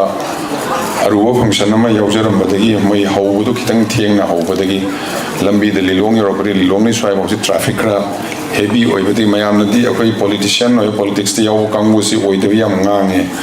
aduna tasengna theng wor matam chang yaude khanbiramani aidi matam chan chan he chachebani mi so sumaina tingani hai bisi sira function yam to yaujare adu mi hekta leramde crowd se asiri yam phazan lerame aduna aigi chanu pa hai rena waidra adityana iba mana direction piba asi films yam phazarangani khalle because the crowd indicates tinbiriba mayam sina masak taim adudi cinema se yam phazarangani na ngasi formal function sigi mai tangbal election birba aigi amba film gi jagatta mas sakna raba yam sujakanta an muktada ai ikai kuna uchari akoi gi hairo kendradagi lengbirakpa aigi maru pang sing Sri T Nungshi Thobal Jila Parishad ki Upadyaksha Oibiramba Mabusoni Kai Kuna Uchari Aigi Inau Hairok Higher Secondary da lecturer in Pubipa Sri Thokshom Nimai Sri Kunjeshwar Amadi Tombi Ahum Busoni Kai Kuna Uchari Maruina Ngasigi film sida actor and the actress Oibiba Kuding Makusoni Kai Kuna Uchari producer Amadi director film ni crew kudingmak ado ngasi thawai happy gani ane lengbi rakli ba film sibu ngasi gi premiere show sibu yengbi gani lakpi re ba khudingmak kusune kai kono buchari media both print and electronic ani busi kai kono buchari I have film gi matang na kaima haijabana chade adu busida ngakang lighting goina phaman birbana isu hai manga taradang thamjagi am tenna soina mi yaur su mayam nga piu hai ni ko manjare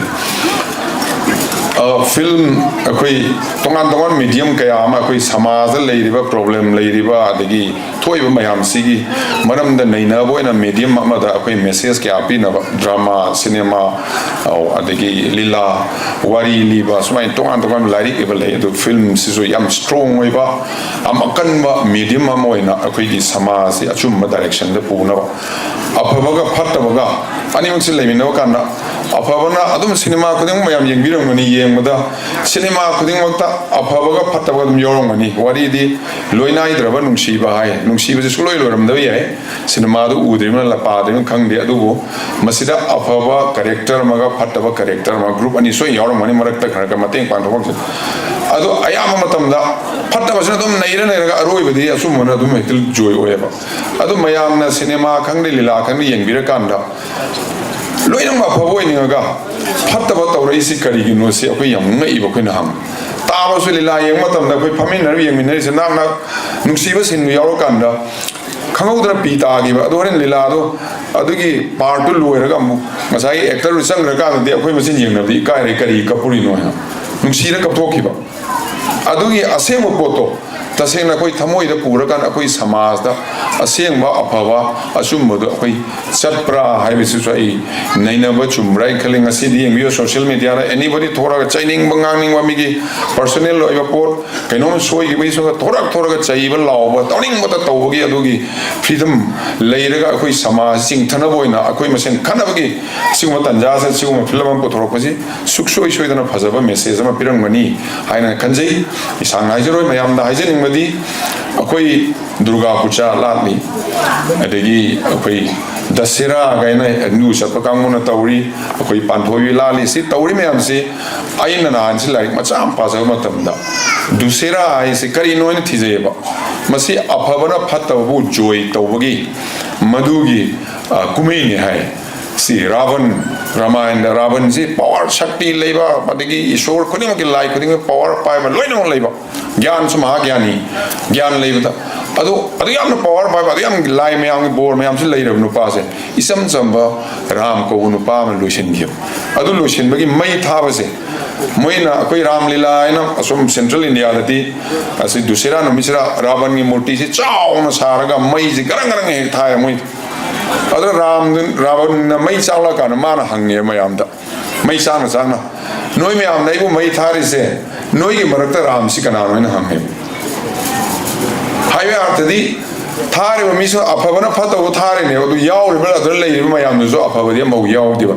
Ram gumna khang makanba machimana Nungshiba mama pa taxi kasin naiba achum machatpa apava tawwa midi ambo yaw di adu pata bane na mai taba akoi na je akoi sira mayam ningshin mi ja hangjage ba isagi baramda pata ba ahungakti iwa ba mo ingam Migi Maranda Patabadi, Lissinga Mahava, Luing of Moeva. I don't see a quiz Samaz, I said cable. A quay Masen, I say, Migi Patabachai, the Loin Potogame. I saw something, Onchilaga, I get Tamuida, Hangaga, I say about Mira Patabra. I want to swim a Karikari, I know Richum Richum Dabra. Sina quiz Samaz, Canada, Canadabra, a quiz Samaz, among a piano, among Hangagadi, Nasia quiz Manipuri, Samaza. Maike ikang na ngawr siya lise sukso iswe na asum malambirom da koi pun isang min neng kanji aduna cinema puthok piriba drama semiriba larik ibiriba adegi lila puthok piromina nok na ban nungai na ba haina paisa phangna ba na khalla kana samaj thugai ba mutta nok su non biba nungai su nungai biba paisa su tam biba aduga masigi greater impact si akoi Manipur ki samaj ta akoi Meitei society Meitei in majority wen leba akoi Manipur sida Akoi majority oiraga akoi na afaba lambi takung amibra direction pibung amibra mama kanda mangan pibudo akoi oiribra haibudo akoi amtang changa ga isa isa da hangaga di suksoi soidana akoi Manipur se afaba samajam oigane na khanjai ayamna akang ngai sarang angje bante thamoi dei angje ba taseng na hojiksi akoi mit uram mami amna ikang kang da mami chu udana Wang mang yugumna ngasi akoi Manipur gi naharol sing hojikta akoi yamba Sririkanta ga hena na hojiki naha sing jina puthorokpa film adi moina puthorokpa cinema anataba akoi lila drama mayam sida itop topa tongana mahaw ma tongana khalgi keno ma thore na hojikta haibiram ne aduna aina appeal tawjin mati akoi gi youth both boys and girls, we are all talented. Loina akoi yamna talent lay banga tane adu hojik se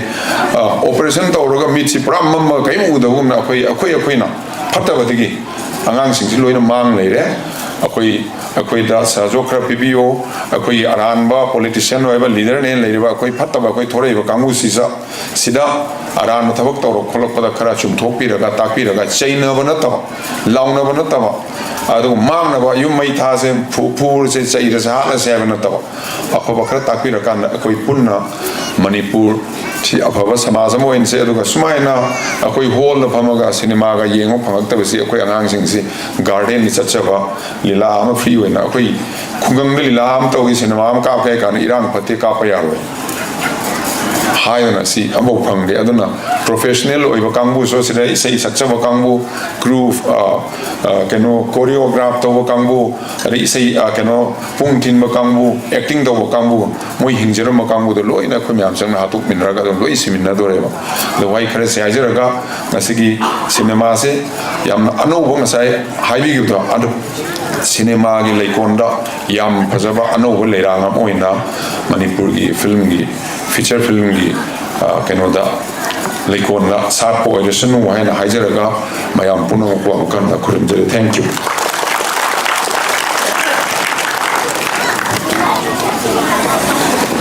Antog na mamal yam la bo fam yam thamirami thagachari waza madang sidi pumna makna kara ngai biliba ꯑꯩꯈꯣꯏꯅꯁꯨ ꯌꯥꯝꯅ ꯃꯔꯨꯑꯣꯏꯕ ꯇꯥꯡꯀꯛꯅꯤ ꯍꯥꯏꯅ ꯂꯧꯖꯔꯤꯕ ꯉꯁꯤꯒꯤ release ꯇꯧꯒꯗꯧꯔꯤꯕ ꯃꯨꯠꯅꯥꯏꯗ꯭ꯔꯕ ꯅꯨꯡꯁꯤꯕ ꯍꯥꯏꯔꯤꯕ film ꯑꯁꯤꯒꯤ of screen ꯑꯃꯗꯤ ꯑꯣꯟ ꯁ꯭ꯀ꯭ꯔꯤꯟꯗ ꯋꯔꯛ ꯇꯧꯕꯤꯈꯤꯕ ꯑꯥꯔꯇꯤꯁꯁꯤꯡꯗ ꯉꯝꯖꯕ ꯈꯨꯗꯣꯜ ꯇꯝꯖꯕꯒꯤ ꯇꯥꯡꯂꯕ ꯃꯤꯀꯨꯞ ꯑꯗꯨꯅꯤ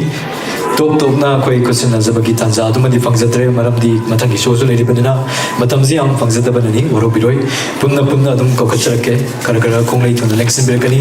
ꯑꯗꯣꯝꯒꯤ ꯌꯦꯠ ꯊꯪꯕ ꯁ꯭ꯇꯦꯖꯁꯤꯗ ꯀꯥꯈꯠꯄꯤꯔꯛꯂꯒ ꯑꯣꯖꯥꯁꯤꯡꯅ ꯂꯦꯡꯁꯤꯟꯕꯤꯔꯤꯕ ꯑꯁꯤꯒꯤ ꯇꯨꯡꯗ ꯄꯔꯦꯡ ꯂꯦꯞꯄꯤꯒꯅꯤ ꯑꯗꯨꯒ ꯁꯔꯇꯤꯐꯤꯀꯦꯠ ꯑꯃꯗꯤ ꯂꯦꯡꯌꯥꯟ ꯑꯁꯤ ꯂꯧꯕꯤꯅꯕ ꯀꯧꯁꯤꯟꯖꯕ ꯃꯇꯝꯗ ꯃꯃꯥꯡꯗ ꯀꯥꯈꯠꯄꯤꯔꯛꯀꯅꯤ ꯑꯩꯈꯣꯏꯒꯤ ꯀꯥꯁꯇꯤꯡ ꯀ꯭ꯔꯨꯁꯤꯡꯈꯩꯅ ꯃꯣꯃꯦꯟꯇꯣ ꯑꯃꯗꯤ ꯁꯔꯇꯤꯐꯤꯀꯦꯠ ꯑꯁꯤ ꯂꯧꯔꯤꯉꯩꯗ ꯁ꯭ꯇꯤꯜ ꯐꯣꯇꯣꯒ꯭ꯔꯥꯐ ꯈꯔ ꯑꯩꯈꯣꯏ ꯀꯥꯞꯍꯧꯅꯕꯒꯤ ꯃꯤꯀꯨꯞ ꯑꯗꯨꯁꯨ ꯀꯥꯁꯇꯤꯡ ꯀ꯭ꯔꯨꯁꯤꯡꯈꯩꯅ ꯄꯤꯕꯤꯒꯅꯤ ꯑꯥꯔꯇꯤꯁꯁꯤꯡꯅ ꯁ꯭ꯇꯦꯖꯇ ꯀꯥꯈꯠꯂꯛꯄ ꯃꯇꯝꯗ ꯄꯨꯝꯅꯃꯛꯅ ꯑꯍꯧꯕ ꯈꯨꯕꯥꯛ ꯈꯨꯗꯨꯅ ꯇꯔꯥꯝꯅ ꯑꯣꯛꯄꯤꯒꯅꯤ ꯑꯣꯐ ꯁ꯭ꯀ꯭ꯔꯤꯟꯗ ꯋꯔꯛ ꯇꯧꯕꯤꯈꯤꯕ आर्टिस्ट कौशलजरी अहमद मेकअप रवि खुराई कौशलजगे guest makeup Elina costume Rani तो male costume design for song sequence AJ Maishnam अमदी पुष्परानी हुइद्रो कास्टिंग क्रू सिंगे makeup Ravi Khurai guest makeup Elina costume Rani तो male costume design for song sequence Manglem Ningthouja playback singers AJ Maishnam अमदी पुष्परानी हुइद्रो कोई कास्टिंग क्रू लाक्तब यावरगसु क्लोज इंडिविजुअल नत्रगा फैमिली मेंबर लेंगलगदी स्टेज ता तुम काखत्तिरकनी कोई सर्टिफिकेट अमदी मोमेंट ओसी लबी आबरे क्वेश्चन जगे मेकअप रवि खुराई फिल्म असद यावरिबा कैरेक्टरसिंगबु सीन दुगी डिमांड खंगना मेकअप तौबिखिबा दुगुमलबा मेकअप आर्टिस्ट नि ngasiगी guest of honour in election बिलिबा ओजा तखेलंबम नुंगशी सिंह हेरोक जिला परिषद ओजाना सर्टिफिकेट अमदी लिंगान से क्वेश्चन अबिगनी फिल्म असद यावरिबा कैरेक्टरसिंगबु सीन दुगी डिमांड खंगना मेकअप तौबिखिबा realistic effect special effect makeup द खुद चलबा मेकअप आर्टिस्ट नि रवि खुराई यामना ओबुकुबा कोबिगनी अतंगा गेस्ट मेकअप एलिना ओजा गेस्ट ऑफ ऑनर के फॉर्म ऑफ लैंडिंग से बिलबा तकेलंबा नुंगशी सिंह ओजाना दुम की लेरिबा कास्टिंग क्रू सिंह के कुछ नबिगनी We are delighted to welcome our guest makeup artist whose creativity, artistry and attention to detail have fully enhanced the characters and visual appeal of this film. Certificate पसंद अभी आगे जी पसंद लेग से बिरकनी costume Rani तो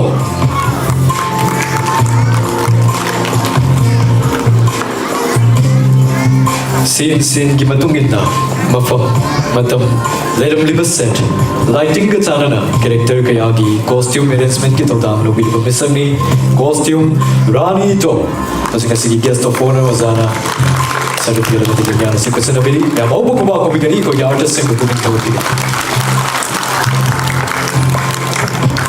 ताकचरी मथंग लेंग से बिरकनी male costume design for song sequences Manglem Ningthouja film असिगी सॉन्ग सीक्वेंस सिंगदा एक्ट तौरिबा मेल एक्टर्स सिंगी इसेगी romantic mood and glamorous touch अदुमक फंगनबा थीम बेस्ड कॉस्ट्यूम डिजाइन तौबिखिबा मिसंगी Manglem Ningthouja Everyone please give a huge round of applause to the artists sing opening topic. Tagachari कोई प्लेबैक सिंगर्स ऐसे में इस्लामों में दिपुस प्राणी हुई ड्रोम कोई चंद तबक ले बदगी कैसे की प्रीमियर शो से लिंक बिल्प नमस्ते ना मखासत थज़के मतंग द फिल्म से द वर्क तो बिकी आर्टिस्ट सिंग स्टेज तक लिंक पर नबको संजरी पुंद मंग त्राव नौ पिगनी म्यूजिक डायरेक्टर लम्यानबा एमजी पुंद को संजर के बैकग्राउंड स्कोरर बोबोसना कंगना assistant cameraman Yumnam Roshan Still photography, Kablu Amadi Lucas. Publicity, AK Longja. Choreographer, Leo Yumna. Yumnam Roshan, Assistant Editor, Lamnamba Sarungbam, Still Photography, Kablu Madi Lucas, Publicity, AK Longja, Choreographer, Leo Yumna. Certificate of Dilenya Nasi, Nasiki, Guest of Honor, Gifa Plantaling Sibiriba, Ilambum, Kunjeswar Singh, Hosana, Certificate of Dilenya Nasi Kusanabigani, Member of Hairo Part 3, Gram Panchayat, Hosa, Ilambum, Kunjeswar Singh. But the question film as the Yauri basis singi catchy melodies, tune to the Horaga, overall compositions, recordings, orchestral arrangement, ki crucial role of Bidiba Misami Lamyamba MG, family member. Yama Ubukaba Kubini Tagachi. But then backgrounds. Film की scene कयागी emotion, mood, tension, suspense अमदी वारी की परिंगु dramatic support P दिबा film असिगी background scorer LK Asylum music की बोबो सना कम music certificate अमदी लिंया असिगी guest of honor न कुदो तमसरी artist Singh दे कुछ न मिली मैं अब नौ को बिगनी Tagachi. Patan election Birkani, assistant cameraman Yumnam Roshan. Yumnam Roshan ako musically of Sultan publicly Makam Matangi artist ako ilong kachage, assistant editor Lamnamba Sarumbo. Raw footage management, rough cut preparation, log sheet same samadagi horaga. Final output for the director amadi editor coordination later assistant editor ni Lamnamba Sarumbo. Certificate amadi linga isanabili. Tagachari. Matang election Birkani still photography kablu.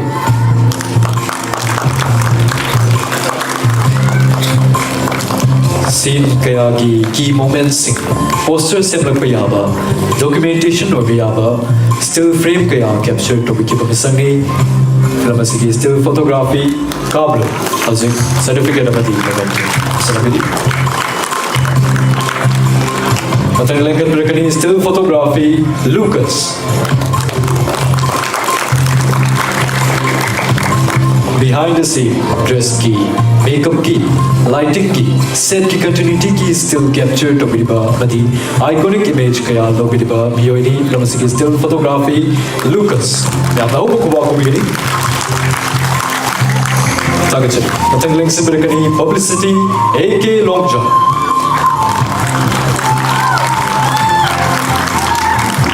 Masura Kapilba, Flamasiki, Miyamna, maximum Ming Binaba, trailers and teasers, same Sabataki Horaga, social media promotions, poster and banner, press and media coverage ki Yadumaba, Joko Totan Robilba Misani, Flamasiki publicity, Pubilba, AK Longja,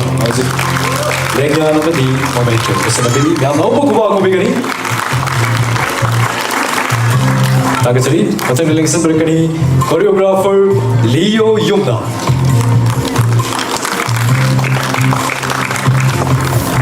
Film asigi song sequencing da isai ki bayek mood rhythm singbu jagoi ki common dribble move and composition kaya same sadhana film asigi top pai hu kaya ma pibiliba film asigi choreographer ni Leo Yumna Tagachari aza perform lang lyrics ni screenwriter and lyricist Dalom Gurubayu special appearance Niranjan Special appearance Kanil Sambanduram. Special appearance Kunjeswar. Special appearance Taibanganda. Special appearance Ayekpam Endubala. Special appearance Ayekpam Ozit. Ang tanggal ng isang sagay ko artist sing karagara kong ito na ng isang Birkani. Lamasigi additional vocal Rosalind.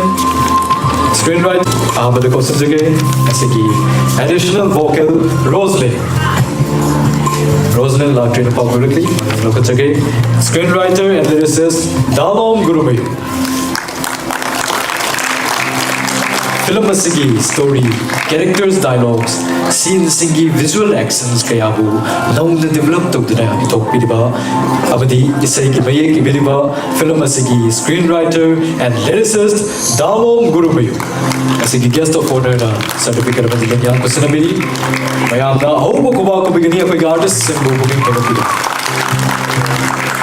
takajari matang leng simrekani special appearance Niranjan. Memorable short role oina film asida saruk yabiliba ikai kum nazariba misagni Niranjan as a special appearance for this film. Certificate of the lenga kusinabiri miyamna obo kuba ko bigani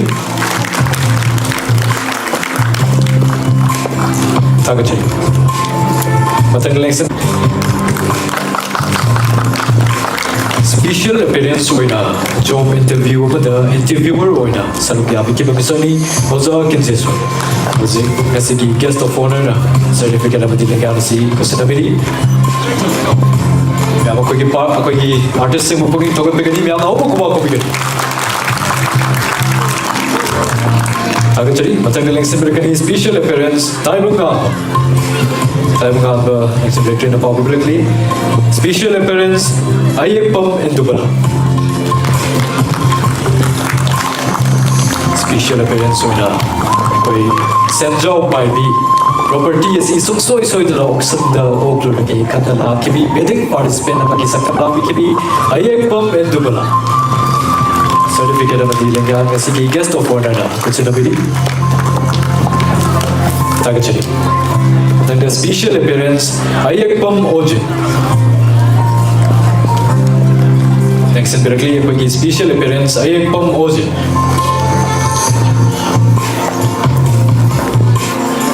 Pajom Bumya Chetuna, Nupi Chen Kiba, do Palapa, Lekagi, and Maki Satam Lambi Kibani, Ayyapam Ojin.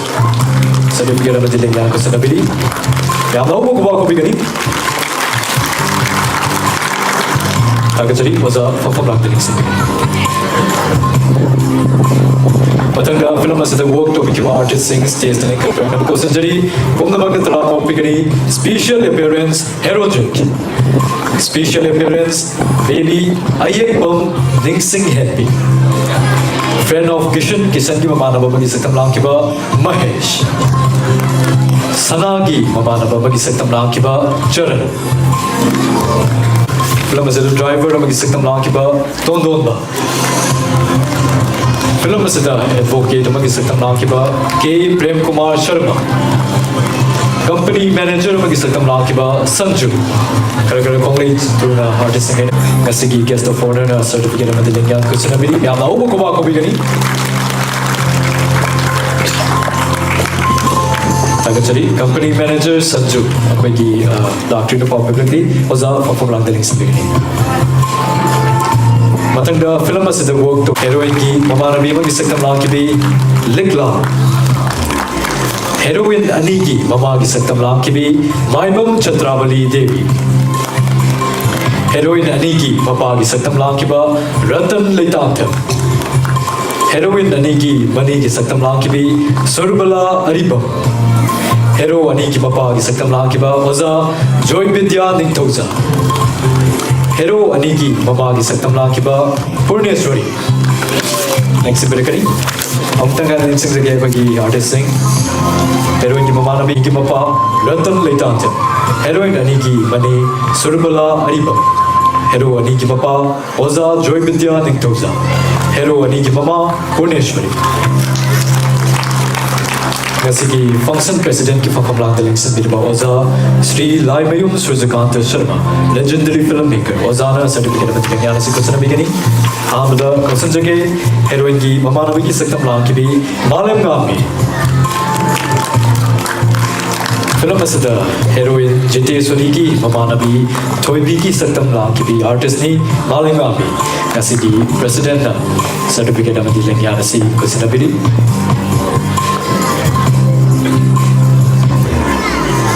Everyone, please give a huge round of applause for our artist. I'm going to begin. Tagachali. Matagaling Sibirakani, heroine ki Mamana Biba Satam Lang ki bi, Likla.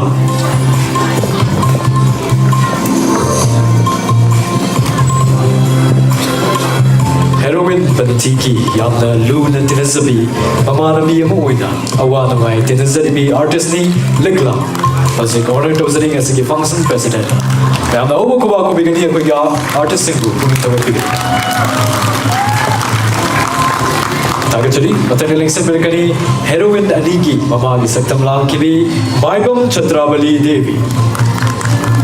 Nungshiba, Sangaraba, Theatre Director Oza Ratan Tiyamki, chorus placing the Saruk Yaduna, Australia, Japan, Brazil, New Zealand, Switzerland, and Chico countries in the International Theatre Festival Kayada Saruk Yadrabi, Heroine Aniki Mamagi Saktam Langabini, Baibam Chatrabali Devi. Tagachari, Matanaling Simplicani, Heroine Aniki Mamagi Saktam Langliba, Ratan Letantem. Challenging role kayada successfully act tokraba film asida heroine aniki mapa khabagi sakam langbiriba Ratan Leitante film asida di nupi ni ngam matre agachari Matanaling Simplicani heroine aniki manigi sakam langkibi Surbala Ariba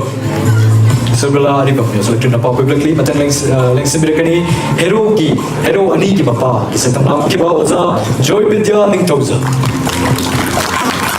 Film is the Hero Aniki Papa, businessman Nabaki, Satam Lambidiba, Manipur film ki iconic star Amoidiba, Bollywood ki actors in Naga Henjan Bayadraba, your notable actor, Oza, Joy Vidya Ningtoza. As a function president, celebrity.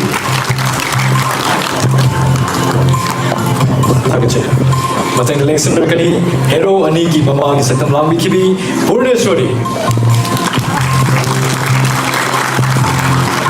Madam Sigi Yaklawi heroine sing Nagakayuruni. Konjelda, Satamda, acting the Lam Yonga Singta Adibi, Manipuri cinema gi renowned celebrity Moedibi, Matam Bumna Makta Inotana Lady, your ever youthful actress, Purneshwari. Hero Aniki Mamani, Tagachari. Was a performer of the links in the beginning. Matang the film as the work to Wikiba artist sing stage the links Miraknaba Kosanjari, Punana Kosanjari, Punamangatrano, Pigani story, Nengtojam Kavita. One of the female protagonists, one of the heroine of this film, Bunty.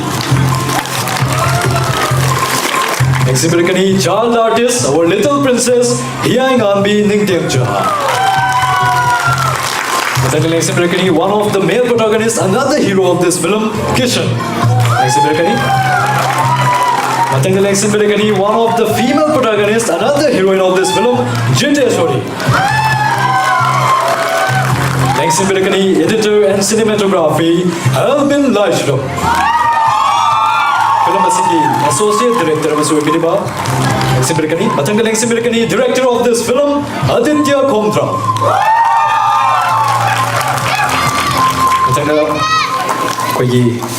artist sing, as a glance in the Labire. Kai Kondensariba, Pesiki, Chief Guest, Perform Lang the Lanks in Bidiba,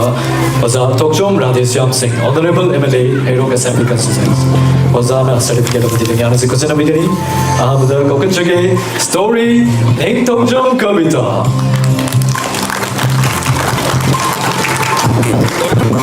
The story is the soul of a film. Ayeng Basingi, Tamoy Kachin Yonga Haklagadiba, Film Basingi, story writer, film Basingi, producer Suni, Neng Tokjom Kavita. Basingi, Chief Guest, certificate of the Yana Sikosana Bigani. Tagachari, Matanaling Simplicani, one of the male protagonists, one of the hero of this film, Sana. Sariampung, Madam Sija, that's it, but Ukiba character Dunatama. Complex role, Amada, Machanupa, Tomba, Malengan Baki Satam Langiba, your leading actor, Sana. As the chief guest, certificate of the Yana Sikosana Bidi, Yama Obakuba Kubigani, regardless of moving to Tagachari, Matanaling Simplicani, one of the female protagonists, one of the heroine of this film, Bunty. Mangao TV Langjabi character abadagi serious oiba tragic scene kayada mateng tong act toribi Marao Nupi Atombi amagi saktam langbi one of the heroine of this film Bunty. Asigi chief guest na certificate of the Lingyang Kusanabili Miamna Awa Kuba Kubigani. Tagachi, Matanga Linkson Bidakani, child artist, our little princess, Hiai Gambi Ningdemcha. Her acting range as a child artist in this film is truly remarkable, showcasing an emotional depth of talent far beyond her age. Film is the hero-heroine ki Machanupi, Laijiki Saktam Langnabi, our little angel, baby Hiai Gambi. Certificate of the Lingyang Kusanabi. Matanga next Americani, one of the male protagonists, another hero of this film, Kishan. Tungal film kaya da actor liba film asida Machanupa Ahal Mangal Sanagi Saktam Langliba, your promising actor Kishan. Asigi chief guest na certificate of the Lingyang Kusanabi, Miana Omakuba Kubigani, the artist who put it Tagachari, Matangaling Simberakani, one of the female protagonists, another heroine of this film, Jiteshwari.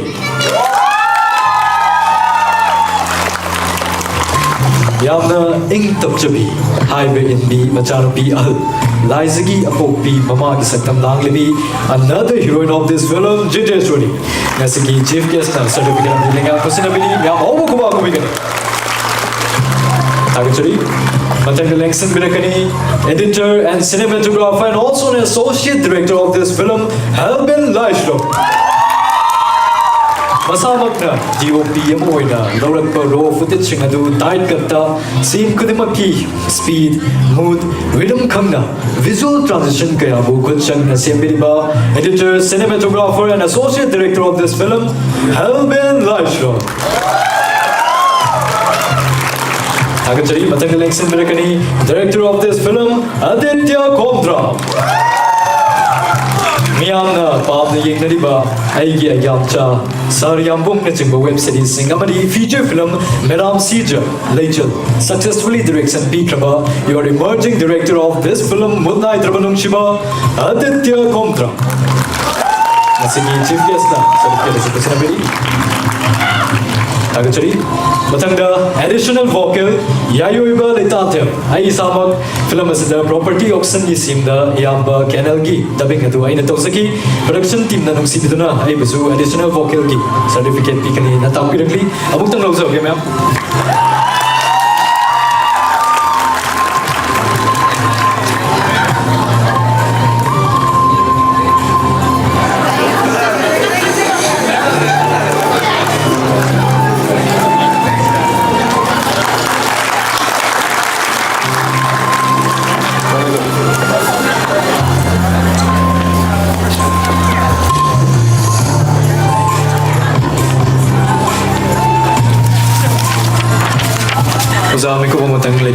Media partners Simbu, honor to Piram Gani, Lunana, release to Piram the Norukchari, Nungshiba Quiki, media partners in Yamio Yamabom, CS Linka Pernapakosanjari, Singzame 360,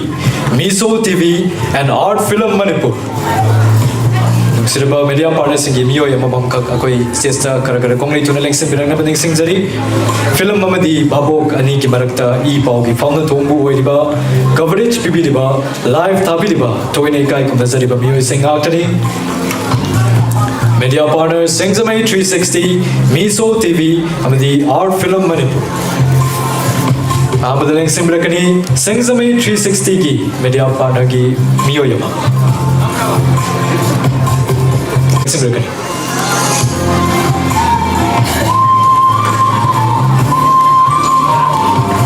Miso TV ki Mio Yama Mama Koi Stage Lanka Pranaba Kosanjari.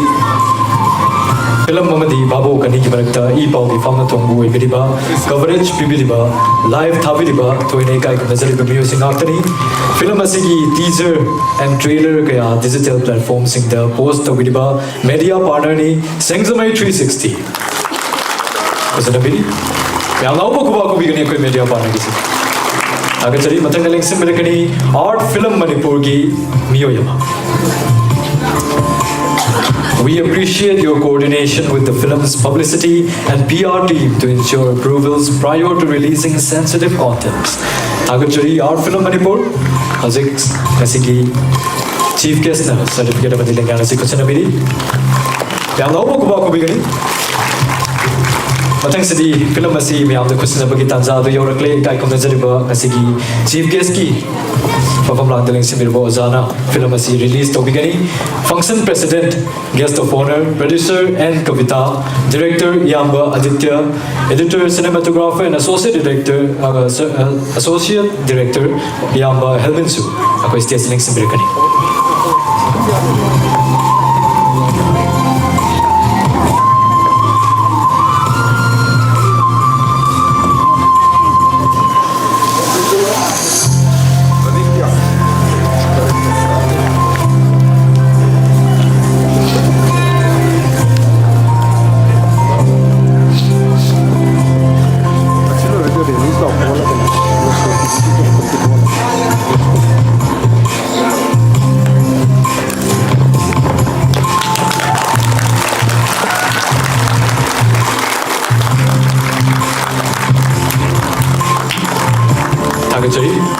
Film asi release to re aina chief guest na to film ni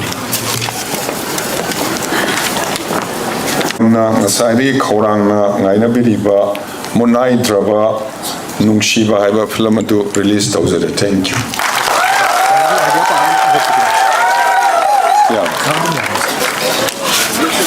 Paragasada koi media partner Miso TV ki miyo ma kausanjari oza ngasi chief guest na dum kusina bilangani Miso TV ki miyo ma. Thank you for effectively tracking audience reaction and providing valuable analytics, feedbacks, and reports. We can Nungshiba media partner ni Miso TV. Asiki chief guest na certificate of Adilinga kusanabili miyam na obo kuba ko bigani.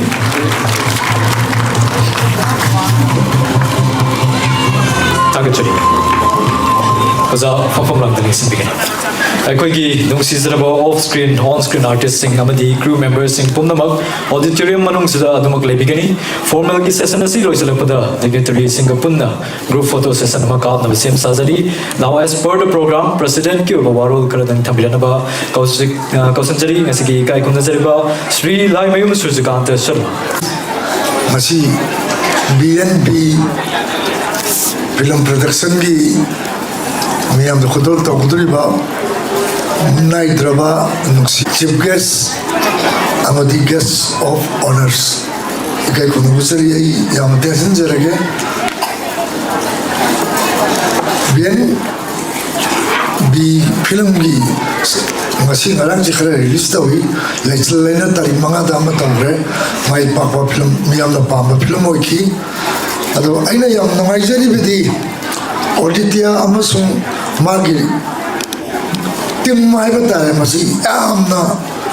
puksin chepta yam hona makan belinjan yang mana ba makoi ko production team sina Manipuri film gi mai onse yamna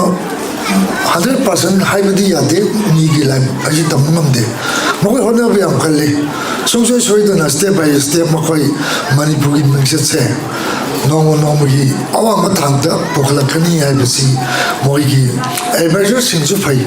oza joy vidya mang de lecture le bire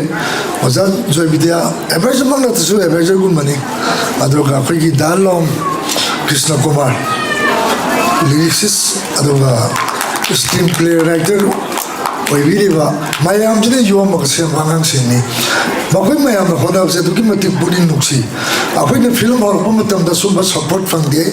khongda bam leite yongwana ko se in se la ga ko film seri da sang na hola matam da sehi kya ma matum da yam theng na pakhang wari ni matam da film jang pa phang gi de technician or film director versu apam le bi jang pa phang de ba du science and technology se duki matik advance wa sa ko la pa ngasi di film platform je gateway si yam na ma pa ai matam mamada kuin hor matam da movie camera mada film negative se palaga minitra da kapse ge si yam wala kape tam na ho na buda camera kunte le raba ai four father से तुम camera दा हो कोई मुझे camera से in follow पदा बैल and होयल कैमरा से मसीकी कैमरा से आई टाइम मूवी कैमरा ने यूम दे ले रहे तुम 16mm बोलेक्स पायलट अब कैमरा से ले रहे ले रही है तो कैमरा दो मनों दे यारी वो फिल्म दो मधुदी आई न लगे बताओ इमाम पादा मुक्ति की लई वाई भी याद बना मधु कोई नंगा मोरी मतम अभी ना सही तरह मांग सुरु मतम दा 50 feet की फिल्म मा IDMM द 50 feet ऐसे 3 minutes चले IDMM रेगुलर फिल्म की 50 feet अमल लेने मतम दा लुपा कुमांगा चंगे है लुपा कुमांगा ऐसे तो किमतिक चाव रे अभी ये मतम दा हाउसिंग ता हाई तार का मधु लिसिंग तरुक तेरे वही लिसिंग अल्पा कुमांगा है बच्चे अदु कामनिंग बा नमनिंग बा मिलो उरे बा पट वारकता लिन महूम साबा वारकता उची महूम साबा उची महूम देगी उची जिल्ली थोड़ा पता लिंजना लाख तुर्की नाई लेबा इमिलो उरे बा कैमरा मूवी कैमरा लेबा ना महूम रखदी अवार्ड फंग बया बा शॉर्ट हो गया तोरी बा अदु नेगेटिव याद दे ना फिल्म याद ना कैमरा डर रहे ना मगर तू ए बा अदु की खुदों चाब दा उसी के दौरे असवाई दे एक्सीडेंट में तौरे मधु मरी मखों योना बा सोशल मीडिया दा मोबाइल में नमगा सिगी गाड़ी नंबर से मी मम्मी मथा दिखांग दे आधार योरम दरे मयूम योना बा शेयर तो भी हुआ है तो खुद तो यो है खुदों से तो की मत चाह रहे अजिती साइंस एंड टेक्नोलॉजी है अदना फिल्म पामा मेजो मोबाइल दिखे तो हाउरे जुते प्लेटफॉर्म हम से मंगम जरे अदना सिगी जनरेशंस द पोइबा इसाई नाउ सिंजे थमाल सालबनी थमाल साली अरे का फिल्म मनी हलता कदे अमुक चेरकनी अमुक साप्तरकनी अब करीगी असुग यामना खुदों चाबा पीरका दके दबगी मणिपुरी फिल्म आइब लेते रशिया की आइब लेते यूएसए आइब लेते बजी फिल्म medium is film ने बजी वर्ल्ड सिनेमा ने रीजन है ना बजी लेते गो बजी आई की कंटेंट्स तो याम वाना बा या फजरा बा स्टोरी सी पृथ्वी द लीव द पृथ्वी न तानिंग बा येनिंग बा उनिंग बा अदुगी वारी दो अदु वर्ल्ड सिनेमा ने बजी अदुना अखोई हॉलीवुड तो पोम दे बॉलीवुड तो पोम दे ना अखोई खादोम द नैन बगी मतौता दे फजरा फिल्म नंबियो वर्ल्ड सिनेमा ने मधु अदु ऑडिटर ओगी ग्रुप से सोई न तोरकने खले तौसु तौरी मखोई माई पापो एसनो मसी की फिल्म से माई पापा नेना पापा फिल्म ओइ सुनो ओइना आई इसोगी द थमने जगे लोइना मसी इनवाइट तो बदल लेंबी इबा मयम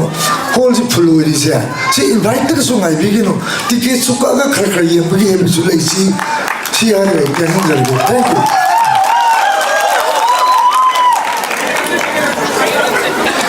तागचरियोजा तागल वाई करदंग टेंटरन थमजरबदा दाइसलिंगसन ब्रिबो ओजा सिंह प्रोडक्शन टीम की माइके दिगी तागल फोंदोकचरी सरुग याबी के आर्टिस्ट सिंह मीडिया के चिरनाव सिंह अमदी लेंबिरकलिब क्वाइ पुम नमकु सबसिलग तागल फोंदोकचरी with the kind permission from the esteemed president this formal program concludes here for akoi program ke di loizarabani adubu oza singh mekubo matang adum lection dikigani off screen amadi on screen artist crew members sing pum namak stage the kara konglei tun lengsin brakani akoi apunba photo session amatang lojage kazitang tun ka brakani film sigi off screen on screen artist sing amadi crew members sing kara konglei tun lengsin brakani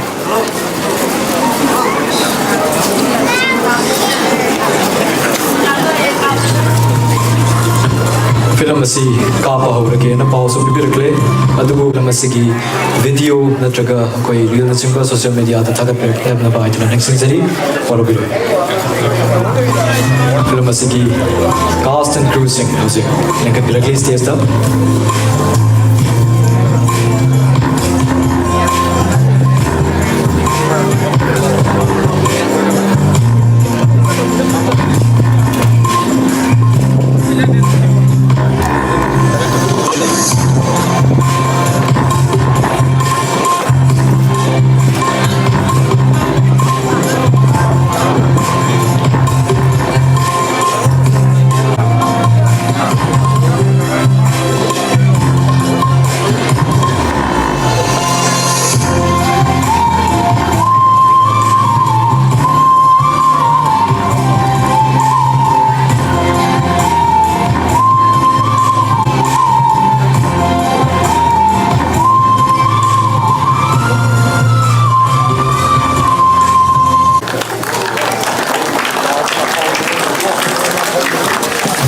ꯇꯧꯖꯔꯤ ꯏꯁꯥ ꯏꯁꯥꯒꯤ ꯐꯝꯐꯝ ꯂꯥꯡꯇꯦꯂꯤꯡꯁꯤꯡ ꯄꯤꯒꯅꯤ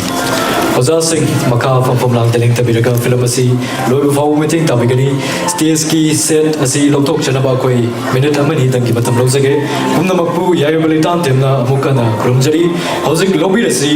B&B production ꯁ꯭ꯇꯨꯗꯤꯑꯣꯅ ꯃꯤꯔꯦꯜ production studio ꯑꯃꯗꯤ ꯑꯕ꯭ꯔꯣꯁ ꯑꯦꯟꯇꯔꯇꯦꯟꯃꯦꯟꯠꯀ ꯈꯨꯠꯁꯝꯅꯗꯨꯅ ꯄꯨꯊꯣꯛꯆꯔꯤꯕ film ꯃꯨꯠꯅꯥꯏꯗ꯭ꯔꯕ ꯅꯨꯡꯁꯤꯕ ꯍꯧꯖꯤꯛ ꯐꯤꯂꯝꯁꯦ ꯂꯣꯏꯁꯟꯅꯔꯛꯄꯒꯤ ꯃꯌꯥꯝꯁꯨ ꯊꯣꯛꯂꯛꯑꯦ ꯑꯗꯣ ꯔꯤꯑꯦꯛꯁꯟ ꯂꯧꯔꯛꯀꯦ ꯑꯗꯣ ꯏꯀꯥꯏꯕꯁꯨ ꯑꯗꯨꯝ ꯌꯥꯎꯋꯦꯕꯀꯣ ꯑꯗꯣ ꯃꯣꯏꯅ ꯔꯤꯑꯦꯛꯁꯟꯁꯦ ꯄꯤꯔꯛꯄ꯭ꯔꯥ ꯄꯤꯔꯛꯇꯕ꯭ꯔꯥ ꯑꯗꯣ ꯌꯦꯡꯖꯩ ꯑꯩꯁꯦ ꯏꯀꯥꯏꯗꯣꯏꯅꯦ ꯍꯧꯖꯤꯛ ꯃꯣꯏꯅ ꯔꯤꯑꯦꯛꯁꯟ ꯄꯤꯕꯗ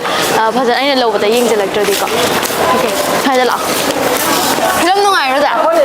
ꯅꯨꯡꯉꯥꯏ ꯀꯃꯥꯏꯅ ꯇꯧꯒꯦ ꯐꯤꯂꯝꯁꯦ ꯊꯥꯏꯅꯒꯤ ꯀꯩꯅꯣ ꯁ꯭ꯀꯨꯜ ꯀꯥꯔꯤꯉꯩ ꯔꯣꯃꯥꯟꯁꯀꯗꯣ ꯅꯤꯡꯁꯤꯡꯉꯛꯄ꯭ꯔꯥ